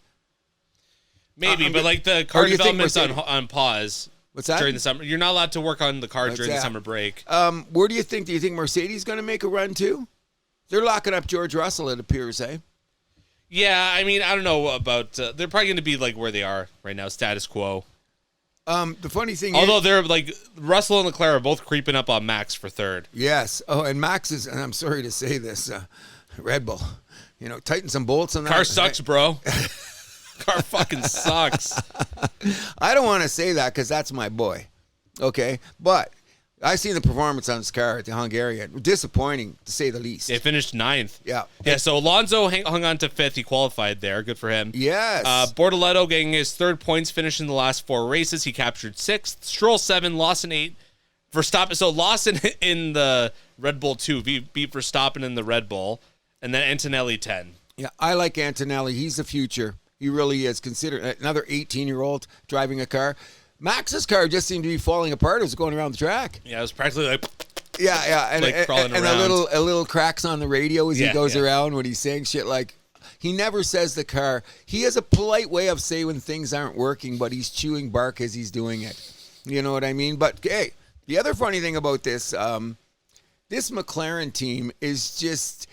I'm not going to say it's a sideshow, but it's getting more and more fun to watch. In what way? In this respect. I didn't realize because I kind of thought, nah, come on, Milani, you can't be like that. It's a team, isn't it? These guys are teammates, aren't they? Technically. I'm starting to fall on your side of the fence. When I seen Lando jump out and win the race, I go, where did this Lando come from? I haven't seen him in a while. That Lando only comes out when he wins. Yeah. But I mean, you got to go over and hug your teammate. He gives when it's the other way. Like I think Pastriani is a little bit more. Hey, we're a little bit. Hey, how you doing, guy? Was pretty good, and he kind of opens up to his teammate. When Lando wins, he doesn't think anybody else is on the planet but him. And there's Zach Brown doing the commentary. I love that guy. Give him a podcast. Come on, tell us what's really going on inside McLaren. I'm sure. You know what I mean? I've never seen a guy have to be so diplomatic while he's so excited at the same time. Because he's got to be on cloud 9 with his team. Come on. You know what I mean? They're running away with constructors. And he's got the top 2 drivers who are both like running away with it. Like Max is like... No one's catching him. Max is almost 100 points behind Piastri. Nobody's catching... They're not catching him. It's going to be Piastri or Norris that And they're only separated by 9 points. So that's going to be interesting. I wonder who crashes who. I'm waiting for that. I hope it doesn't happen. Come on. I hope it doesn't. But if it does, oh, wow. And you know what? I took the time to watch the pre-show just to see what they're saying and stuff. Nobody, you know what the thing about them? All those announcers are very diplomatic, very well informed. God, they talk about shit. I rewind sometimes. Especially with the tire aspects and the downpull and the downforce and the places on the track. You learn a lot just by listening to them. But they always have a backdoor comment about McLaren and their drivers. Like they don't say nothing wrong about them. They just say, Well, it's weird. That's the word. Yeah, Lucky 7 weird. Yeah, we're looking on a name for the episode. Isn't it weird though? Isn't it weird though that you operate like that as a team? I mean, it's F1 though. It's such a unique sport in that way. Well, as every day I'm learning something new about it. Like I didn't know squat 5 years ago. I'll be honest about it. But now that the more I watch the intricacies of the game and the dynamics of personalities getting behind these rocket ships, wow. You know what I mean? It's the never-ending story. Which makes for fascinating watching. It's kind of a drag because we're not getting a race till what, 3 weeks? August 31st, Zandvoort in the Netherlands. Yeah. Okay, everybody that's at the football draft and you're going to be welcome. We're going to have it on my deck. The race will be on. All right. You know what I mean? And the weekend after that, Monza, September 7th. Big race, eh? The Cathedral of Speed. Yes, that should be interesting. I'm looking forward to the rest of the year. You know what? The play out is going to be if anybody anybody else can get a win for starters. But I thought Leclerc might have won a race this year, and he didn't. How many podiums he's had? He's only had 3, right? Or 2? 5 or 6. He's had 5 or 6? I just thought he was going to win, man. I really did. Sneaky move by McLaren. He's had 9 top 5 finishes, so. Oh, yeah, he's been in the top 5. He was the top 5 again this race. But I thought he would have been at least a podium. Don't you think it was a little disappointing? Well, he was on pole. Yeah. But they got baited into that second pit stop, and that was it. Yep. McLaren throwing out the fake message, and Ferrari just buying that hook, line, and and sucker. Chess move. And there's a lot more, and anybody says that, oh, are they athletes? They're just going around circles in a track? Stop it. We're not talking NASCAR here. We're talking F1, okay? Oh, even NASCAR. Like, that's a bit of a chess match in and of itself. Oh, yeah, a different kind. But, yeah, the chess moves made in F1, what you're saying, they were baited into it. You know what I mean? And at that time, because that's... Suckers, man. Yeah, you must have cringed, eh? Ugh. Especially when Norris got out there and he had the pace, it was over. Like, when you saw that he went in and Piastri didn't, you're like... No, that was the race. I didn't understand it in the moment. It took about another 10 minutes because they were all chirping about the thing, but I didn't realize the significance of it until about, I don't know, till Leclerc got back on the track. And I said, oh, this isn't good. It was a solid race, though. When I revisit it, Hungary, the only thing is, like, there's not a lot of space to pass. Really, just turn 1 is your only opportunity. And there was some great passes on turn 1 throughout the race by different drivers, including my boy Hulkenberg. You know what I mean? What happens? I would really love to know if he was in a top-end car, how good would he be? Well, he'd be at the top end. Well, so, no, listen, you get a top-end car, and you don't always stay there. We're Sonoda now. Well, is the Red Bull really a top-end car? Okay, even when it was there, when they had those other guys running, there was always something with somebody. Well, also, Red Bull is a unique circumstance where they were making the car for, like, a freaking machine, and no one else could drive the car like him. Maybe Piastri's the only guy I think, like, they're the 2 guys I really would want to see in the same car right now. I think they're the 2 best drivers. But Piastri and Verstappen. Right now? I agree. I'm not going to deny that. I think, did they tell him once Norris got that big lead, don't beat the shit out of the car, just stay there? Was one of those things happened there? Norris? Yeah. Once Norris got ahead because Piastri didn't push him as hard as he did. No, I don't know about that. He did, and then once he locked up trying to pass him in that final chance. He just ran out of opportunities. Exactly. But I still say that it didn't appear to me once that I figured out what was going on that Norris was going to leave. And then why would you take the chance? That's what I'm talking about. When you guys are going at it that fast, you know what I mean? Ego, I guess. You want to win. You want to win. That's part of the game. Exactly. Anything else for Formula One? No, but I'm going to miss it in the next couple weeks. That's for sure. Me too. We'll have a little bit of a break to reset and refresh, as it were. Mm-hmm.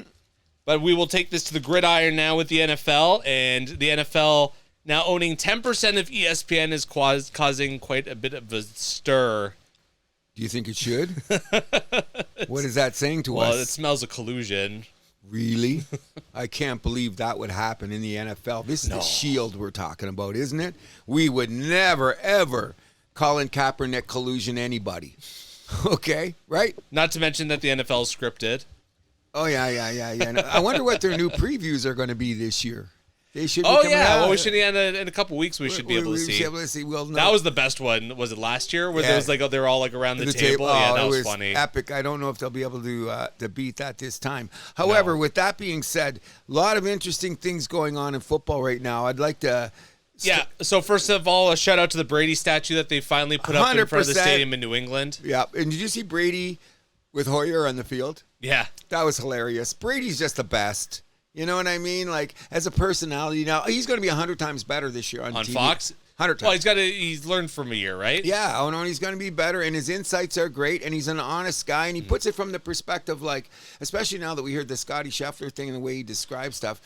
Brady's a good guy. Although he's not allowed to go into the pre-show meetings. Some let him in, some don't. I heard he's not allowed, but some people say, yeah, sure, we don't care.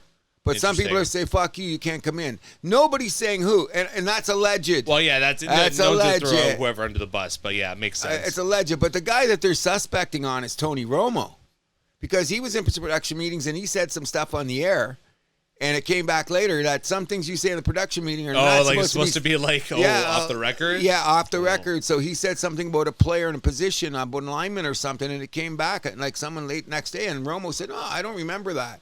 But the scuttlebutt was, hey, no, there is things said in the production room. Everybody knows that from back in the day. Madden was the god of that.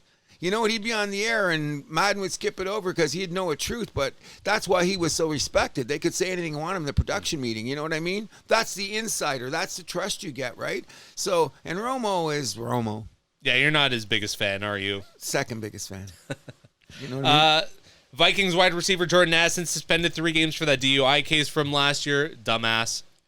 Yeah. First dumbass move in the NFL this year. Now let's just look at what's going on with the Vikings. They're considered a team that's going to be a playoff contender, if not win the NFC North. Yep. You got basically a redshirt rookie quarterback. I think Justin Jefferson is just going through, I got a hamstring pull because I don't want to play. You think so? I don't know. Maybe it's tweaked. So, he just doesn't want to play preseason? Yeah. Okay. This is historical year now, but he's had a little bit of a hamstring problem last year. So it's something to... And he was still like one of the top fantasy wide receivers. You know what? I like him over Jamar Chase, and that's a huge statement because a lot of people say we like Jamar Chase. We're going to talk fantasy a little bit later, so yes. keep that in your back pocket. All right. Rams extend Kyron Williams 3 years, $33 million. Looks like he's going to be a big part of this Rams offense this year. The biggest story in the NFL right now, and nobody wants to talk about it, and I hate to bring it up myself, is Stafford getting an epidural. Whew. You don't get an epidural just because. Yeah. You know what I mean? Now, I'm always say I'm the Stafford. Stafford will come back. He'll be ready for day one. But. Yeah. I was all about that until I heard about the epidural. And that's going to be interesting for Puka, who's supposed to be one of the top fantasy wide receivers. And they're expecting Devontae Adams, who's already fit into this offense well, as another guy. But we'll talk about fantasy in a bit. I just think that Stafford's one of my favorite players of all time. I think he will find a way to get back. But he took a lot of beating in those years over Detroit. And he is 36 years old. He's tough as nails. We know that. Yep. But your back is your back is your back. You know what I mean? And he's had some little back injuries in the past. Some of the shots that he's taken alone. So I'm just hoping, from a personal point of view, Matty, get better, get out in the field, because the Rams are a front runner. If Stafford's healthy. That division's a huge wild card, though, the NFC West. Maybe the toughest division in football? Maybe, but a lot of those teams where it's it's a lot of wild cards there. A lot of wild cards where you don't know quite where you're going to, what are the Seahawks? We don't really know. Where are the 49ers? We don't really know. Where are the Rams? Well, it depends on injuries. Where are the Cardinals? We don't really know. Cardinals are going to be sneaky, I think. Because they were looking good coming down the stretch last year. I'm not completely buying what they're selling, though. I'm going to have to see them, but there's just... Connor, another year older. I don't know how the running game's going to be. They picked up another guy, so I think they're going to split Marvin Harrison Jr. I think he's going to have a bigger season. He was a rookie last year. And he had a solid rookie year. I'm not saying he was rookie of the year. Yeah, but the fact that he bulked up is... I think that's the wrong way to go about things. Oh, he was taking for the hits. I thought the few pounds... I don't think that was a criticism on him, though. That doesn't make sense. No, but he wasn't. He looks appreciably bigger this year. Okay. Yeah, having big biceps as a wide receiver, that's purely an ego thing, though. You think? It's an aesthetic thing, yeah. Even quarterbacks, remember Will Levis? It was Tom Brady has said himself, you kind of want to be as thin as possible, right? Yeah. Oh yeah. But you know what it is for him? They take all those big arm shots. And I thought it would be better for him to put a little bit more on his body because he didn't even look as big as his dad. Harrison? Yeah, and dad wasn't huge, but he looks about dad's size now. I don't know. I think that, I don't know if that's, he's going to be one of my fantasy targets this year. Anyone on the Cardinals for that matter. I'm just saying something about that team. Maybe if I can get Kyler Murray at a decent place, but that's about it. Well, you see, the thing is that the Arizona defense has been getting better every year. They're a young D. San Francisco doesn't know what they've got yet. Seattle doesn't know what they got. So if they can split those games, I think my money might still be on the 49ers to win this division, though. I don't know because they've gotten older and they haven't filled in some spots. They got rookies, though, and they usually draft well, and guys that have been on the bench that they're going to fit in that they've had a couple years to keep that San Francisco continuity. Too many question marks about that team. I thought the Rams were the clear runaway. Like I said, they almost beat Philadelphia. And Philadelphia was the easy winner of the Super Bowl. That was last year. The book is closed. This is a new season. Agreed. This is a brand new book. But good luck to Matt Stafford. Yep. Colts quarterback Anthony Richardson. It's always something with this guy. Last year, he sat a game because he was a little tired. Tired. Now he dislocated his pinky finger in a preseason game. which sucks because, like, especially for him, because it looked like he was actually going to win that starting job after all the buzz about Daniel Jones being there. What are you saying now? I'd be scared to touch this guy early. If he falls to me in a late round, fine. Like, I'm in a super flex league, Okay. but I had him for, like, I picked him up on waivers last week. I had him for his best week where he put up, like, was it like high 20s or like 30 points, whatever. I had him for that week, but I dropped him 2 weeks later. I can understand why. Well, and we'll get to all that in a minute.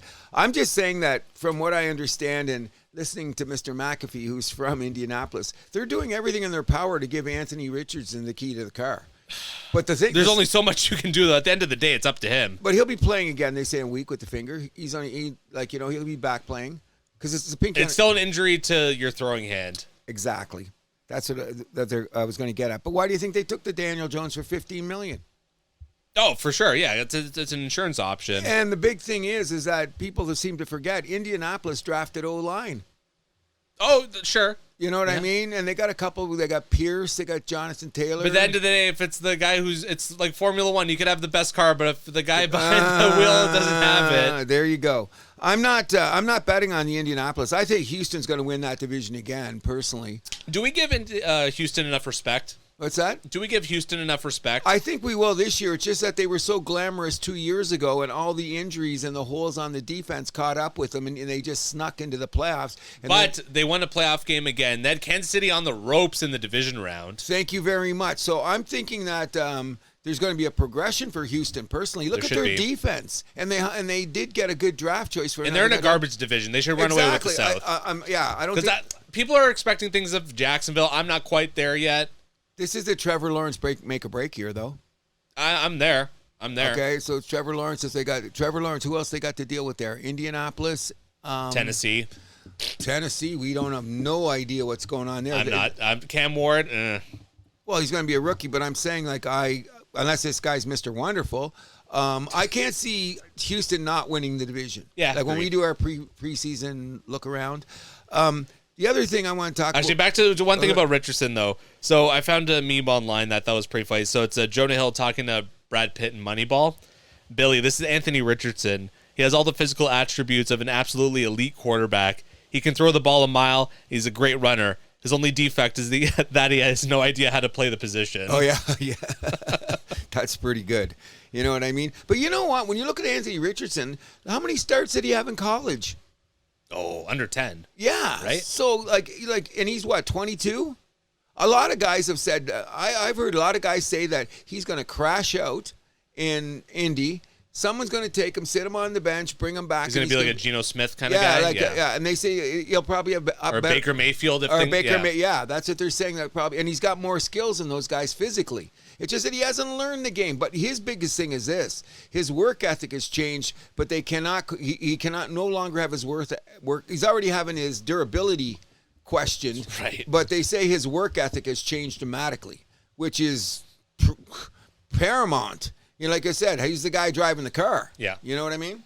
So let's do a little bit of fantasy talk here. So you're in a 2-quarterback league. I'm in a super flex league, so kind of the same basically. Like where quarterbacks are like more highly valuable than like your usual just 1 QB league, right? Yep. Are we on the same page that if you have a top 4 pick, you got to go with Lamar, Josh Allen, Jaden Daniels, or Jalen Hurts? Don't excuse Patrick Mahomes. You never know. I was getting there. Okay, I don't know. That's a great question. Because I was actually thinking about it. The last couple of years, well, especially last year, I would have said don't take Mahomes in the first round. This year, like especially if you got like the 6th or 7th pick, I might take Mahomes. I'm not. I wouldn't go against that. You know, at any given time, he can get their numbers. Baker Mayfield's an interesting one too. With his offense. Yeah. And you didn't mention him in those guys. But I mean, let's say... and Burrow as well, obviously. Okay, we're in a brand new league. The first quarterback off the board. Who would probably Lamar or Josh Allen. Oh, yeah. I would too. Burrow would be right there, but I'm having Mahomes. I'm looking at Mahomes, and like you said, you can't... Not Daniels? What's that? Not Jaden Daniels? Oh, Jaden Daniels should be right there, too. And if Stafford's healthy... No, I'm not taking a first-round pick on Stafford. Not taking that chance. No, because he's too old. I'm in a keeper league, and I've got Daniels, Goff, and Stafford. So where would you put Goff in this equation? Detroit's offense is looking insane. Right now on my list, I mean, this is still kind of in flux. I have him ranked 14th among quarterbacks. What? Yeah. Okay, so let's look at one of our national publications and see what they're going to say about. They've got him rated even lower, I believe. Their top 10 is Stafford. I have rated in the 20s, by the way. okay. So who were we just talking about? Jared Goff. I can't even see his name. That's insane. Okay, really, I don't see. Bo Nix needs to get some love here too. Oh, Bone and your buddy in New England. Yeah, I mean, I'm not exactly going to jump to take him in the first round. Okay, so according to this, their top 10 fantasy quarterbacks are Josh Allen, Jalen Hurts, Jaden Daniels, Lamar Jackson, Patrick Mahomes, Joe Burrow, Justin Fields, Jordan Love. Justin Fields, I'd be a little worried to take. Okay, Jordan Love. Where is he in the equation? And Kyler Murray, your buddy, is considered Well, number Jordan 10. Love's only valuable during Toyota-thon, so. Okay. And Baker Mayfield's in the top 12. I would be very tempted to take him. If I had like the 10th pick, I'd be especially like you got back-to-back. Yep. I'd be very tempted to take like him and like wide receiver as my top picks. Your first two? Yeah. I'm the question about that. I can't even see Jared Goff's name on this list. This is disgusting. How can they not have Jared Goff? Oh yeah, he's number 15. Good. He's number 15. Okay, I knew that good. He's solid in that offense. Come on, man. And when our O-line, let's new offensive coordinator though.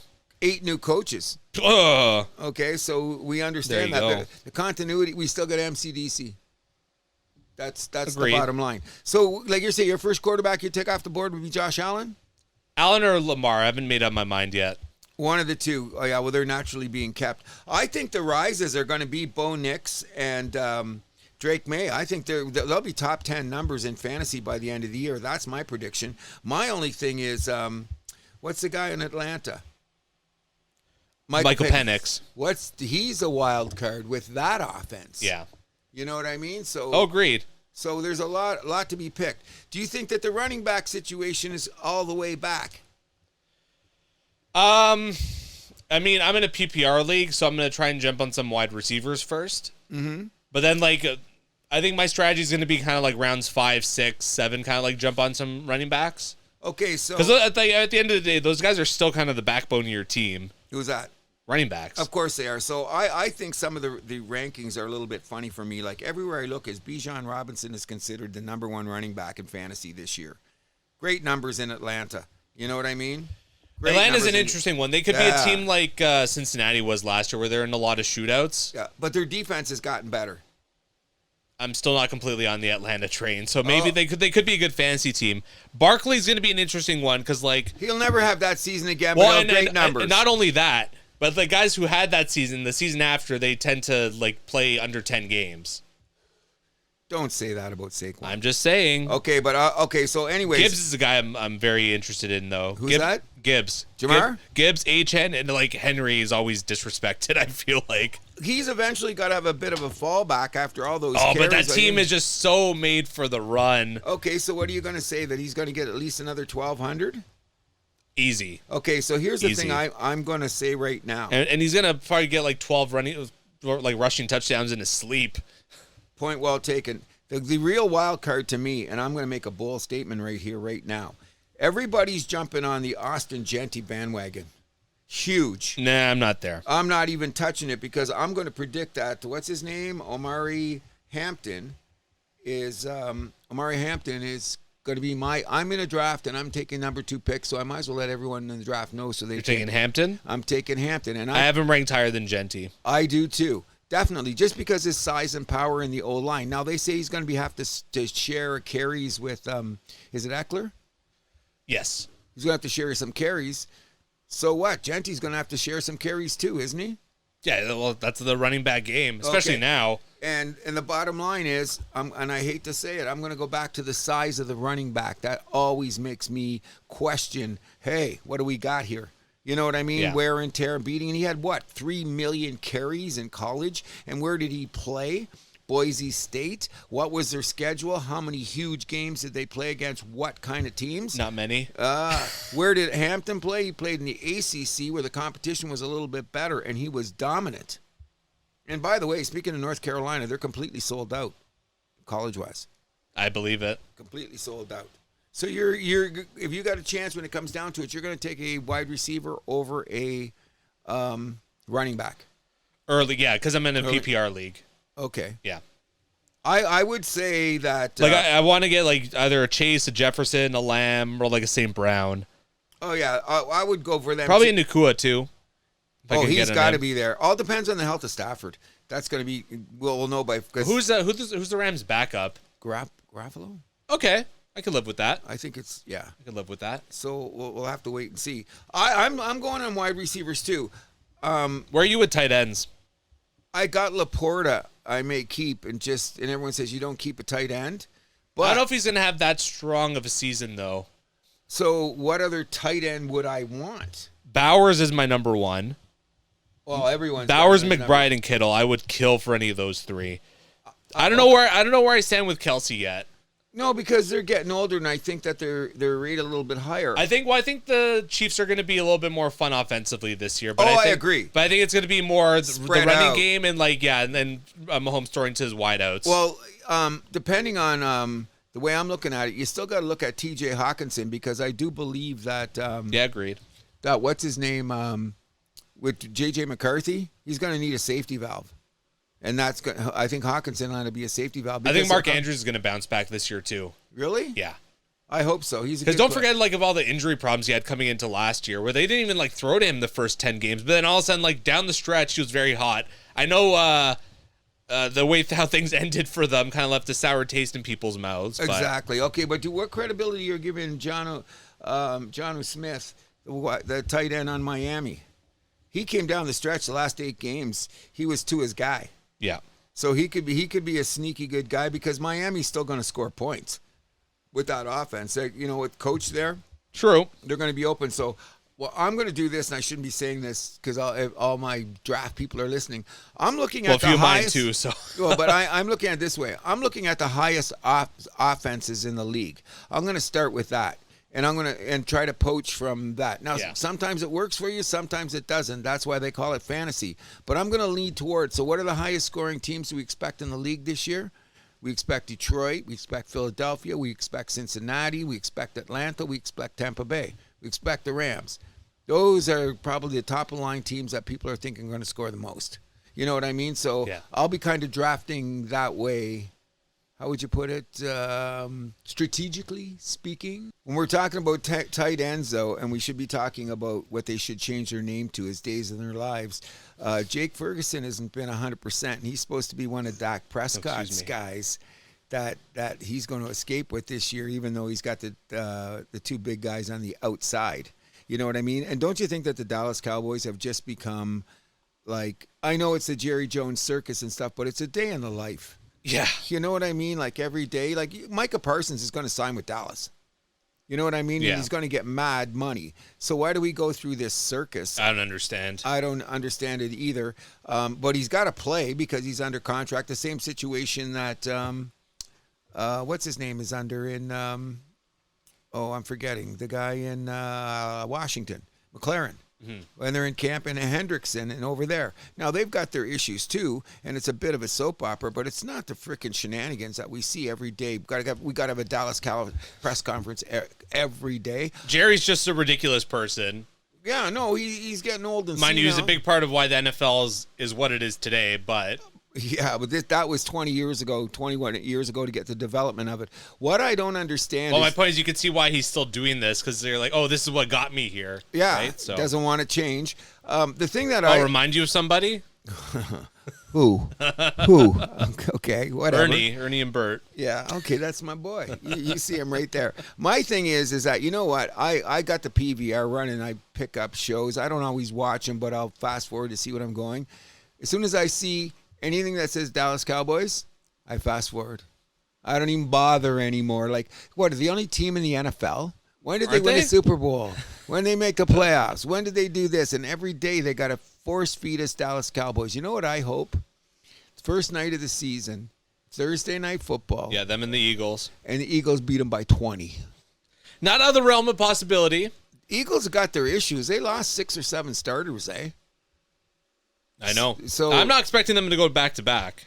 Oh, I think they can because some of the guys were like even going back to the Super Bowl. I don't think it's going to happen. That's tough. I think they've got the ground to do it because they did lose guys, but in free agency.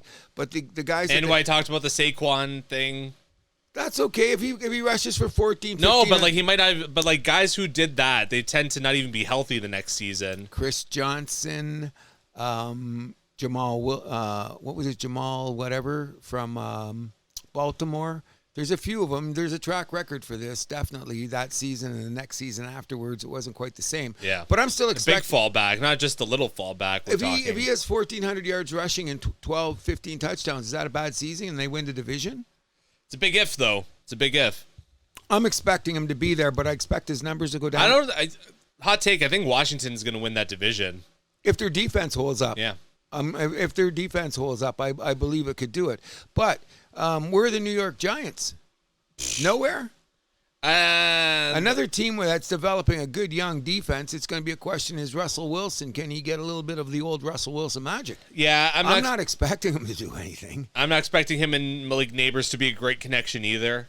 Why? Because Russell Wilson's not really a deep ball thrower. He was one of the best in the league. Was. He can still throw it deep. He's more of like a mid... He's still got that arm. He's a baseball guy. I don't think so. His metrics 2 years ago had some of the best long throws in football. We'll see. We'll see. Yeah, Wilson, we'll see. Okay, I'm not talking about them anyway, but there's a lot of pundits that are huge on the Washington bandwagon. I'm just saying this: a lot of second-year quarterbacks don't have quite their first year. It's like the readjustment, the C.J. Stroud thing, and a lot of film on Jaden Daniels. I just think his natural athletic ability gets him away with a lot more. Oh yeah. But I think Stroud will be back to being top 10, if not top 5 quarterback again this year. Yeah, it wouldn't shock me. No, with the O-line problems and Nico Collins being out and all the other issues they had, and like you said, they did win a playoff game last year. Mm-hmm. So I'm thinking, yeah, that they should still be there. Anything else for fantasy you wanted to discuss? No, but I'm not going to talk about any more players that I'm interested in because I got too many other people listening. Fair enough. Mm-hmm. I'm in the same boat as you. We'll move this over to the NHL quickly. Just one piece of news we want to hit up where basically right after we finished recording, it was announced that Nick Robertson did sign a 1-year deal with the Leafs, 1.825, so basically right in the middle of where they were, avoiding arbitration with the Leafs once again. What? I'm just brewing at the moment, okay? I'm just brewing. Brewing? Yes, I got some shit to say. I hope Nick Robertson scores 25 goals, gets traded to the Habs in January. That's what I hope. The Leafs trading him to the Habs, that's rich. They went and make, one trade every 10 years?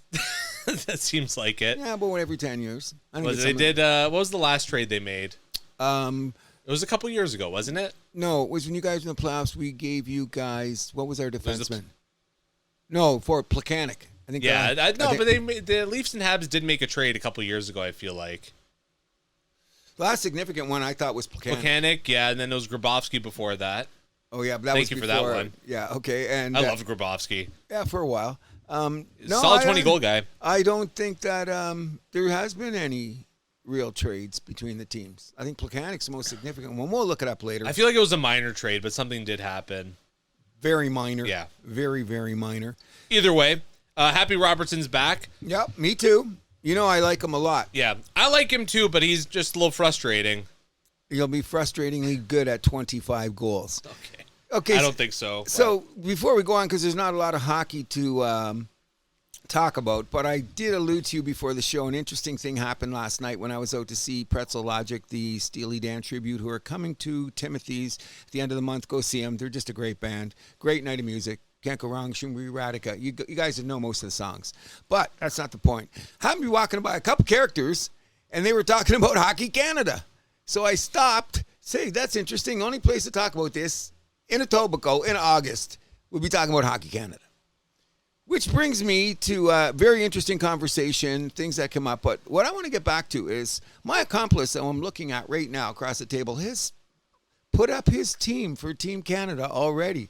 Very strong statement from Mr. Milani. These are just my projections. Okay, so now that this isn't, again, it's not my ideal team. This is what I think Hockey Canada is going to do. That was our argument last night, what Hockey Canada is going to do. Well, There's 4 spots open for grabs, 2 on forward, 2 on defense. Celebrini. Possibly. Celebrini. But that's not He's what one of the front runners. Knowing how I'm feeling about picking the team this early and who got invited to camp with only 3 goalies, blah, blah, blah. We can go on forever about this stuff here. I thought it was very interesting when you put up your lineup and you had 3 guys on the same line. Don't look into the lines. I did look at that line, and I say, well, I'm telling you not to because it's not significant. You put a stone in my running shoe. When I seen that line, I said, why did you? What line? Come on. I didn't even pay attention to lines. I just try to put them in, like, slot them by position. What a coincidence. Marchand and Stone with Crosby. Gee. Well, Marchand and Crosby is very real because they played together in the past and have been very successful together. I predict Marchand doesn't They make trained the together, team. too. Yeah, well, they're always Nova Scotia with McKinnon. But I'm betting less than 50% chance that Marchand even makes a team. You're out of your mind. He's a lock. What if he's -6? Doesn't matter. Beat up, can't Doesn't shoot. matter. Oh, this is what I hate. That's what we were talking about last night. Sometimes, because also, if you look at the Florida Panthers last year, it took them a little bit to kind of find their step. But once you got to Christmas, that team was full steam ahead. So if Florida takes a little bit of a step back, I think a few of those guys, like, they're probably still safe to make the team. The Marchands, the Bennetts. Do you think they really care if they win the division? Of course not. No, so I understand that. So he could be coasting there. I think it's very real that the Leafs win that division again. Oh no, I'm not. Yeah. When we get to that, that's a very pertinent argument. My case is this: we won the 4 Nations, which is huge. The success of that, we all know. We don't have to talk about that, and we know the team won. And if you win, then you get your props. I get it, but people seem to forget, as we were talking about last night, we had a few serious holes on this team. Hence the reason that Tom Wilson's one of the guys got invited to camp. You know what I'm saying?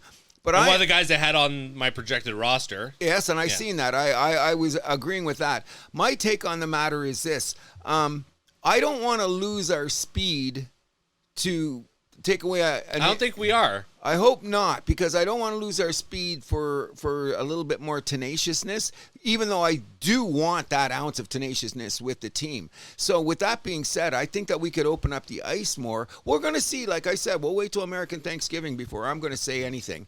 But I think there's a few young guys around the league that could open up this year, and they're going to have to take a look. I'm going to go back to my Doughty theory. And I think that we're going to see, I'm not sure, except, I'm so big on the Celebrini bandwagon, we're not going to wait. But there's a few other guys around the league. They're going to a couple young defensemen, couple young forwards. We don't know until we see, and that's why I get so pissed off about it etched in stone already. It's not etched in stone, though. We talked about this. Okay, but I mean, that's why they have the guys at camp.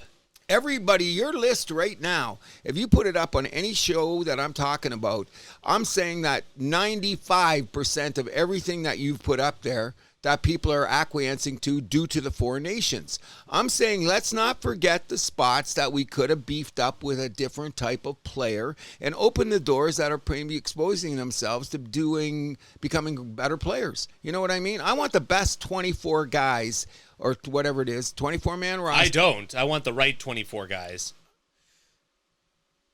Or it's going to be 26, I think the whole roster 25. is 25? Yeah. I want 20. I want the guys that are playing at the top level that you could possibly have. I don't want to say. They got to view it like a puzzle, like who fits together with who, right? I got that along the way, but sometimes I want you to figure out in the short term. Who's going to be penalty killed, like that kind of. Those are the questions you got. Well, a lot of those guys. All those guys can play power play. We know that. Okay, but and there's only 2 power play units, so. Oh, but I do agree with this. So there's certain things is like I look more at it like this is where it gives your Cirelli guy a chance because of his Swiss Army knife position. I'm not a big Cirelli guy, but I understand while he's on the team. Yeah. I will give him the exception. I don't want to hear about, Stone's having 2 more rehab starts because he's banged up again, but we got to get him over to the Olympics. He was a point per game player last year again. We'll see. I'm just saying I don't want to be slagging on a team that just won the World 4 Nations, but I'm going to hold my breath until American Thanksgiving, and then let's see what we're going to do then. All right. Anything else for hockey? No. All right. We'll move this over to the WNBA, where the league just announced their Christmas slate of games. So first up, we're going to have Cavs Knicks. Then it's going to be Spurs Thunder, Rockets Lakers, Mavs Warriors, and we will finish up with T-Wolves Nuggets. Wow. Do you think that sending Memphis and who to Europe is a good idea? I was unaware of this. Yeah, they're playing 2 games in, is it Germany or England? Why not? Okay. Is that, everyone says it's international, same when they do the football games. Well, one of my favorite ranters in the world is Christopher Russo. Well, every league's doing this now. Baseball, hockey. Okay, that's what they're saying. But is it viable, really? Is it just a promotion stunt? He was over in basketball's international. He was over in England this year and playing a lot of golf. He said he did not hear one person boo about NBA, one person boo about NFL. Well, is it what month is it when he went there? Oh, he's talking about late June. I know it's It's off off season and stuff like Europe that. is a little bit different where like once it's the off season, like people kind of forget sports. Like, I had a friend that went to Italy and like he couldn't see any soccer stuff even because it's off season. Okay. So it's a little bit, the culture's a little bit different there than ours. So I wouldn't put too much stock into that. Well, I'm looking at it this way. If you're not showing some feet on the ground interest in the game, is it a promotion? Yeah, but it's a different culture there, though, when it comes to sports. Off-season is off-season. You don't even talk about it. So you think there'll be a bigger hype for the games as they get closer? I think so. I do know that for some reason in Germany, they're insane about it, and Ireland's doing a backflip because they got another game coming back. But football. For football. But England doesn't seem to be having that bite for some reason. And I thought England, of all places, that would be... Maybe that's a little bit too where they're taking it for granted because they get, 2-3 games NFL every year, right? Who's that, England? Yeah. They haven't had one in a while. I think I only had one last year, didn't they? Okay, still. But they're not... They've been having games there at least one every year for, the past, decade, basically. Wembley. But I don't know. I'm not there. I don't have my feet on the ground, but I thought it was an interesting take off a very credible sports historian in North America for the last 40 years. Yeah, but a different culture, though. You think? Yeah, it 100% is. We'll wait and see. I just think the theory behind it is great. You know what I mean? You're trying to expose. I think it's easier for basketball because they play basketball already. You're like, there's a huge hype on right now that we're not even talking about. The European Basketball Championships are started, aren't they? Or start this weekend? I have no idea. Yeah, so Luka's playing, Wemba's playing, a lot of guys. So that, I could see NBA a little bit more due to the fact that... basketball's not the biggest in England, though, either. No, that's what they're saying. It doesn't fly there. But in the other countries like Lithuania, Serbia, Croatia, Germany, Italy, Spain. Yep. Yeah, they're all in there. France, so, yeah. Yeah, so they're like, and that's kind of a weird thing. Well, I'm hearing about it now a little bit on NBA TV, but I even forgot there's a European Championship going on. Now, if you're going over there, those games are sold out already. Makes sense. Yeah, sure. So sometimes we can't forget that the sun doesn't shine out of the United States of America. No. You know? So a few other things in basketball. Luka Doncic signed his 3-year extension with the Lakers, a max contract, $165 million over those 3 years, and it kicks in not this season, but the season after. Okay, and so you know what? That's the slickest contract ever because he didn't get the max that he got because the maximum money because he left Dallas. Yeah. But if he stays the 3 years in LA, he's eligible for another for a super max, I guess. The super max. So very clever on his part. And he's trying to recruit Jokic to the Lakers. I don't know if you've heard about this. I hear it all the time. I keep hearing it. So I don't know if that's going to happen. With the Once salary LeBron's retired. How long is and Jokic has got only 2 more years left on his contract. I believe so. Should be an interesting, I could definitely see them teaming up in LA. They seem to run into each other in Europe a lot. At the horse tracks, at the hookah smoking place, whatever. They seem to. They're from countries that are cousins. Yeah, exactly. Yeah. So they're not that far apart. Like there's been sightings of them 3 or 4 times together in Europe this summer. They're probably buddies. A lot of guys are. You know what I mean? There Be you go. buddies off the field as long as you're not buddies on the field. Yeah, exactly. That's they're both competitors. Yeah. Oh yeah. And Chris Boucher, former Raptor, now he's a former Raptor, signed a 1-year, $3 million deal with the Boston Celtics. Too bad he's going there. I loved him. He was a good soldier, but we had too many players like him. Yeah. And he's served his purpose, and he's the older guy. It was a numbers game. Yep. And he's a serviceable player. Got a championship with the Raptors. There you go. And he'll probably, be 8th man in the rotation in Boston? Yeah, he'll be somewhere in there. Yeah. He'll be in the shuffle. Yeah, and he'll be a good defensive presence, and he's not afraid to make a shot. Yep. Can drain the 3 once in a while. Yep. Anything else for basketball? No, but it's going to get hairy in the next month. Yes, it will. And we will be... Can I tell you to go check something out about the NBA? Go for it. There's a thing on there where a guy interviews Beverly. What's Nick Beverly? Okay. You know, the black guy with all the Tenacious defender. yeah, and just the attitude. He's in Japan now or somewhere. He signed it. I was a Nick Beverly guy, especially when he was with Houston. Yeah, okay. Yeah. Is that you know the guy Tenacious? He played Yeah, for LA a minute. Anyways, if you get to see it, I'm just gonna say this. They asked the guy, he's a good podcaster guy, young guy. I think he's out of North Carolina. He asked Nick Beverly about Karl Malone. And he said, I think that Karl Malone is easily one of the best power forwards of all time. He also said that Karl Malone could be a top 20 player of all time. And I said, I thought about it. And I said, yeah, if I started with number 20 at Karl Malone, I think it'd be tough to find 19 guys better than him. But here's the point. They're talking about, you know what happened with Karl Malone. So they said to Nick Beverly, but do you know about his off-field situation? I'm not going to talk about it here. Just go look it up and look at the reaction on Nick Beverly's face when this guy tells him, oh, did you know this about Karl Malone? It is absolute. His jaw didn't hit the floor. It dribbled a couple times because it hit so far. His attitude about Karl Malone went 360 immediately or 180, whatever. So if you got a chance, go check out Nick Beverly's new take on Karl Malone. Okay. We'll definitely check that out, and we will move this to the beautiful game right now where the Toronto FC, or just Toronto FC, will play in Philadelphia Union tonight. We'll see. Next week they're back home against Columbus, and then the Sunday after on the road against Atlanta. But more interesting in the world of soccer is that Liverpool striker Nunez, another player joining Saudi Arabia, going to Ronaldo's squad, Al Hilal, on a 53 million euro transfer. How much money is going into his pocket? More than a couple bucks. So you think he'll be buying a Kia? I think he'll get a car provided to him there. Oh, right. And what housing, and a chef, and a maid. Oh, gee. And what did I miss? I don't know. Probably a bartender in that little part, whatever. Personal assistant. Yeah, whatever. That's just crazy, isn't it? But what are you going to do? And you know what? The quality of the soccer is just not that good, bro. No. That's the crazy thing. Like when you can... It's worse than MLS. What? Oh, God, yeah. MLS teams would beat Saudi teams on any given day of the week. That's, I guess, saying a little bit. Yeah. You know what I'm saying? But it's just that you know what it starts to be? It seems to be, I'm not going to say it because some younger guys have gone there.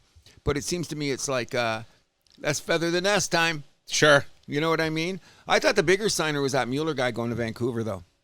Oh, big 100%. Like, that's the one that and Son went to L.A., too. And, yeah, like, those two are... And you know what? Because some of those guys can jump back to a Premier League, even though they play in the MLS.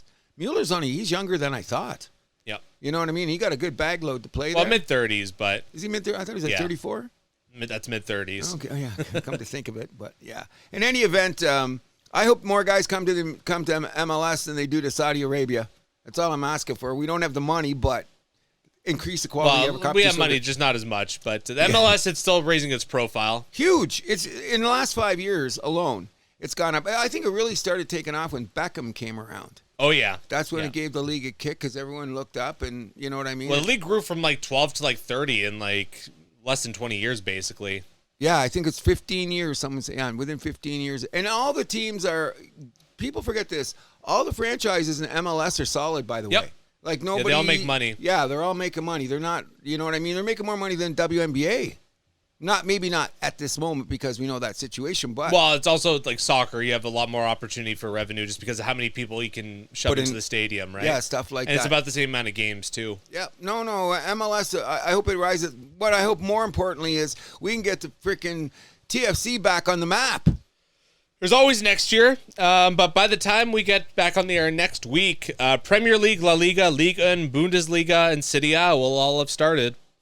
You know what's crazy? I love living in a multicultural neighborhood. I was up there where the guys were playing Pro Line, and you know what the number one thing they were talking about? Soccer. Can't wait till soccer. They're losing their mind. We're gonna have soccer and football. It's just like everyone's talking about Christmas. It's you know, as sports junkies, it's hilarious to think. Could you think about it though? In 1 month, what do we got to bet on? Everything, you know? Then a month after that, hockey and basketball as well. So. Oh, it's coming into that season. The Malays, and I don't call them Malays because I'm a big baseball fan, but I know what you're talking about. Like the calendar gets full. You know, now it's got sparse, but now it's full. You know what I mean? Yeah, and 5 weeks away till Champions League as well. Yeah, it's coming quick. Anything else for soccer? Toronto FC, come on. I'm going to bet tonight. I'm going to bet Philadelphia over. Over in goals? Yeah. Oh, man. Good luck. What is it? 2.5, isn't it? I don't know. I didn't see the line. Yeah, it's something like 2.5. I don't bet on MLS. I don't usually do, but I'm just saying sometimes that, you know, that green guy in the commercial? Yeah. That green guy. That's you? He's sitting beside me right now, yelling at me, you know what I mean? Eating Doritos. We'll move us over to a little bit of CFL talk. Not too much because the Argos were off since the last time we were on the air, but they're back in action against Ottawa tonight. Should be a win at home. And then next week in Edmonton, another very winnable game. And then August 23rd, at home versus BC, which is a game I'm actually going to. Really? Yep. Good. I just want to yell out to Nick. Nick's the biggest Toronto Argonaut fan around, besides my neighbor. Nick, Argo's not making playoffs. Never know. 2 and 8 games. They got what? 10 to go, right? Yeah, that's a lot of time. You're gonna win 6 of them. Why not? I love your positivity concerning the Argos. You know what? Killing the Argos though in a weird way. I mean, especially if we beat BC in a couple weeks, that's going to be a huge swing game. Huge, and BC's not playing as well as we expected them this year. Nathan Rourke has been a little disappointing. Very, very. But the bottom line is, I'm just saying like this. We know in every league, if you don't have quarterback play, you're going nowhere. Arbuckle's been good, bad, and ugly all the time. Still up there in a lot of passing stats, though. Well, because they're throwing the ball a lot. But, I mean, they're not accomplishing what they should, because here's the thing about the Argonauts that's killing them. Special teams. Yeah. Like, think about that. Defense. Their defense is suspect, but sometimes they come up big. But it's those special teams. They've made, 3 or 4 games where special teams was the difference in the score and they lost. Now, if that happens once, I get it. But 2 or 3 times it's a punt return or a block kick or something weird happens to them. But their special team numbers are that's one of their downfalls. Mm-hmm. You know what I mean? But it's midseason, though, for the CFL. Weird things happen in the middle of the year. We'll see. Is Saskatchewan the best team in the league? Right now, yeah. Hamilton's having a good season, too, Hamilton's on the rise, baby. They're on the rise. And you know what I mean? So to say right now that Saskatchewan-Hamilton could be a But it's a CFL, though. Anything can happen. Dun, dun, dun, dun. I'm happy for Hamilton, though. They've got the longest drought in the CFL. They haven't won since 1999. Yep. And they got great crowds out there, man. The crowds are showing up in the Hammer. And it was always great. do. And part of the Tiger Cat organization was responsible for the Shea Alexander presentation of the key yesterday. So shout out to the organization for doing a very classy, cool job. Anything else for the CFL? No, but I'll be taking a look. We're going to be looking at CFL a couple of weeks now because that monolith is coming down the road. Mm-hmm. But we'll keep our eye on it. Of course we will. We're going to move it over to the WNBA, where there's more to this league than just throwing shit on the court, apparently. Oh. The Minnesota Lynx, and that's all we're going to say about it. We're not going to give these idiots the attention that they want. Thank you. The Minnesota Lynx set a league record with a 53-point win on the road at Las Vegas, 111-58 on August 2nd. Unfortunately, their best player and MVP frontrunner, Nafisa Collier, out at least 2 weeks with an ankle injury from that game. Yeah. You know what, though? I've watched a lot of sports over the years, and you know when you have that team that didn't win the year before and they're coming back with a vengeance? These girls are vicious. They you know what, they buried this team and then they stepped on their toes and then stole their cars. It was like, I watched part of it, I couldn't even look anymore. Like, it was just... It's epic. Oh, women and children leave the room now. It was just... And they had no mercy. That's no, the they thing. didn't. They had no mercy. And this is about being realistic about it. This is about the 4th game this year that I have seen these guys just murder teams.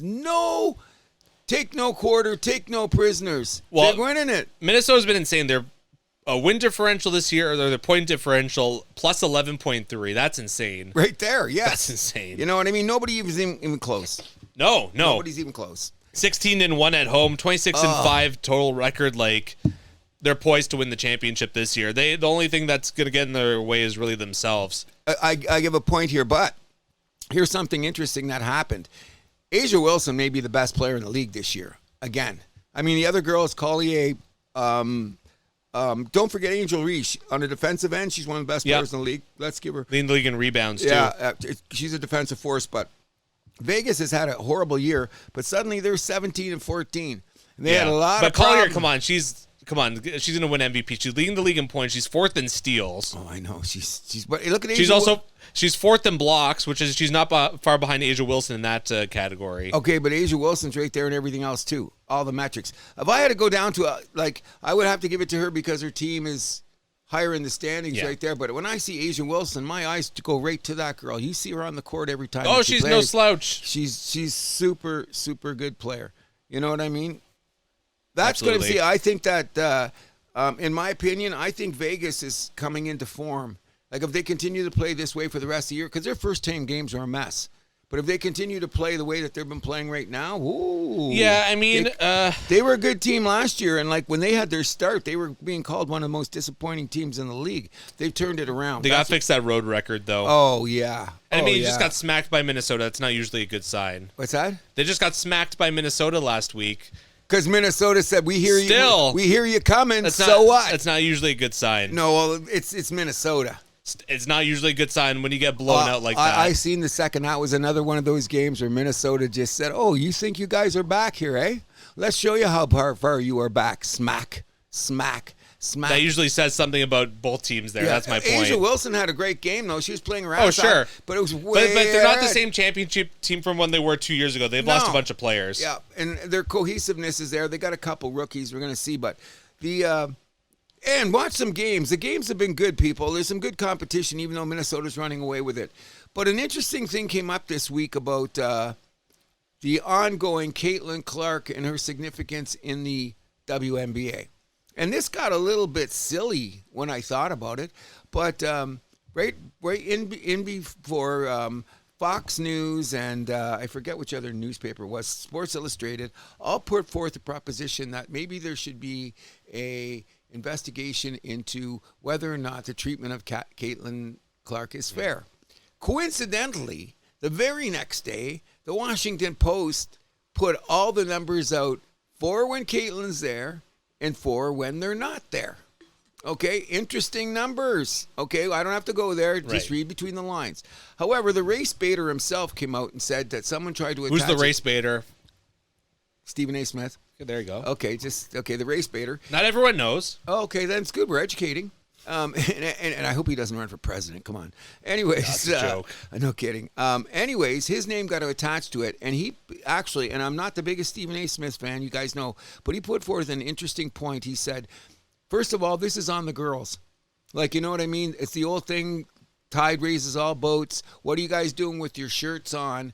But most significant, what you're doing is you can't ask the government to come and take a look at your league because there's an incident going on amongst the players that you could give somebody in a position to motivate his base based on the stupidity. That's bad news. Yes. You know what I mean? You know, we're talking in circles here, but you know why I'm talking in circles. We don't need to mention names. No. So that's a scary prospect for me in this respect, that I don't want no government interference into any kind of thing due to one player. I do believe that Caitlin should get more respect that she is, and she's missed 17 games due to soft tissue injuries and people knowing she had that soft issues. The film is out there about people running into her in a certain way. She's missed this 17 games for a reason. But that's not the reason. It should go back to the league, shouldn't it? Like someone should go into the boardroom, shut the door, and say, okay, this is what we're going to do. My question to you is, what do they do? I don't know. That's, I mean, what can really be done? All the articles written, I read a bit what they were saying. I dug a little in. It's like one case where like the refereeing could be better here. I don't know. Maybe you got to go tougher with suspensions on players or fines. I don't know. That's what I'm saying, but to make it an issue of this caliber concerning one player, the bottom line is she's the golden goose. Yeah. Do you want to beat the golden goose? No, you don't. And guess what? When she's not playing, numbers have gone down. And that's what does that tell you about the significance of one player for one league? Mm-hmm. But that being said, the league clean it up. Girls, you girls that are on the court, got to start with you guys and quit. I mean, they deserve more money.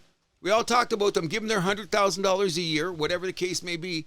I'm going to find it fascinating when they open up for the CBA after this season and what all factors go on in that room. Wouldn't you like to be a fly on the wall? Oh, of course. You know what I mean? So it's going to be some interesting times for the WNBA, and the real drag is, once again, we're not talking about the product on the floor. We're talking about the adverse things that go on in the league that have taken away from the quality of the play. Yeah, and hopefully we're not talking about that too much longer, especially with playoffs around the corner. I don't want to hear about it anymore. But this came out of nowhere this week. That's big people, though. You're talking Fox, Sports Illustrated, Wall Street Journal. Yeah, the big boys. Yeah, I was shocked. And then when that Stephen A. Smith had to do a rebuttal because his name got attached to it, he actually explained it very well, the situation. But its bottom line is this. You know you're going to get more money. And here's my biggest thing. Personally, what I think is we're never going to see the proper books because the NBA is holding this up. You think those owners are going to want to? Well, they don't have to because they're not public. There you go. Yeah. There you go. Unless you're a shareholder, you're not going to see that shit. So there you go. So we're going to be talking in circles till this CBA thing's over. Yeah. Good luck to the girls, but remember, it's your responsibility on the court to be aware of whatever else is saying so you can get rid of the negative publicity, as far as I'm concerned. One last thing off the court, the Connecticut Sun moving to Boston City Garden as soon as 2027 for a record $325 million sale, and the new owner, Pagliuca, contributing over $100 million for a new practice facility in Boston. Why? Wonder why they're leaving Connecticut. Bigger market in Boston. 20-minute drive. Well, not that much, but I mean, it's interesting because Connecticut's been a solid franchise in the league. I think it's they got a bigger arena. Yeah. Where are they playing in Connecticut again? I forget. It's not where are they playing? It might be where the minor league hockey team plays. Something like that, yeah. You know what I mean? I can't remember. Somewhere in Hartford, right? Yeah, it is in Hartford. Yeah, so guess what it is. So, yeah, Boston, Hartford? Huh. I know where I'd rather play. Anything else Hartford? No. Anything else for the WNBA? No, good luck, girls. I'm watching. Absolutely. And that'll take us to the closing of our show. No trivia question this week. Cruz, what event are you looking forward to the most this week? Sporting-wise or otherwise? BMW Championship starting next Thursday. Oh, golf. Lucky guess. This weekend is kind of weird. I don't know if you know how the playoffs work, right? FedEx Cup? Okay, yeah. So it's the playoffs now. What happens is so many tournaments during the year are worth this, and then there's those upper echelon things. Live came in, so you get that goes up like the Memorial, and a few of those tournaments are more. So the points thing has gotten these guys because it's only top 75 playing this weekend, and after this weekend, it's only the top 50. But the point value in these tournaments has gone up like double. So you could be the 75th guy, and at the end of the tournament, you could be in the top 10. Right. So it should be interesting. But a lot of guys bailed out this weekend because they know no matter what happens, they're going to be in the top 50. So I'm really, really looking for, because guess what? That's only going to be 2 more tournaments for the rest of the year, and golf's over. Yep. You know what I mean? So I'm looking forward to I'm going to be watching, of course, St. Jude's is on this weekend. Yeah.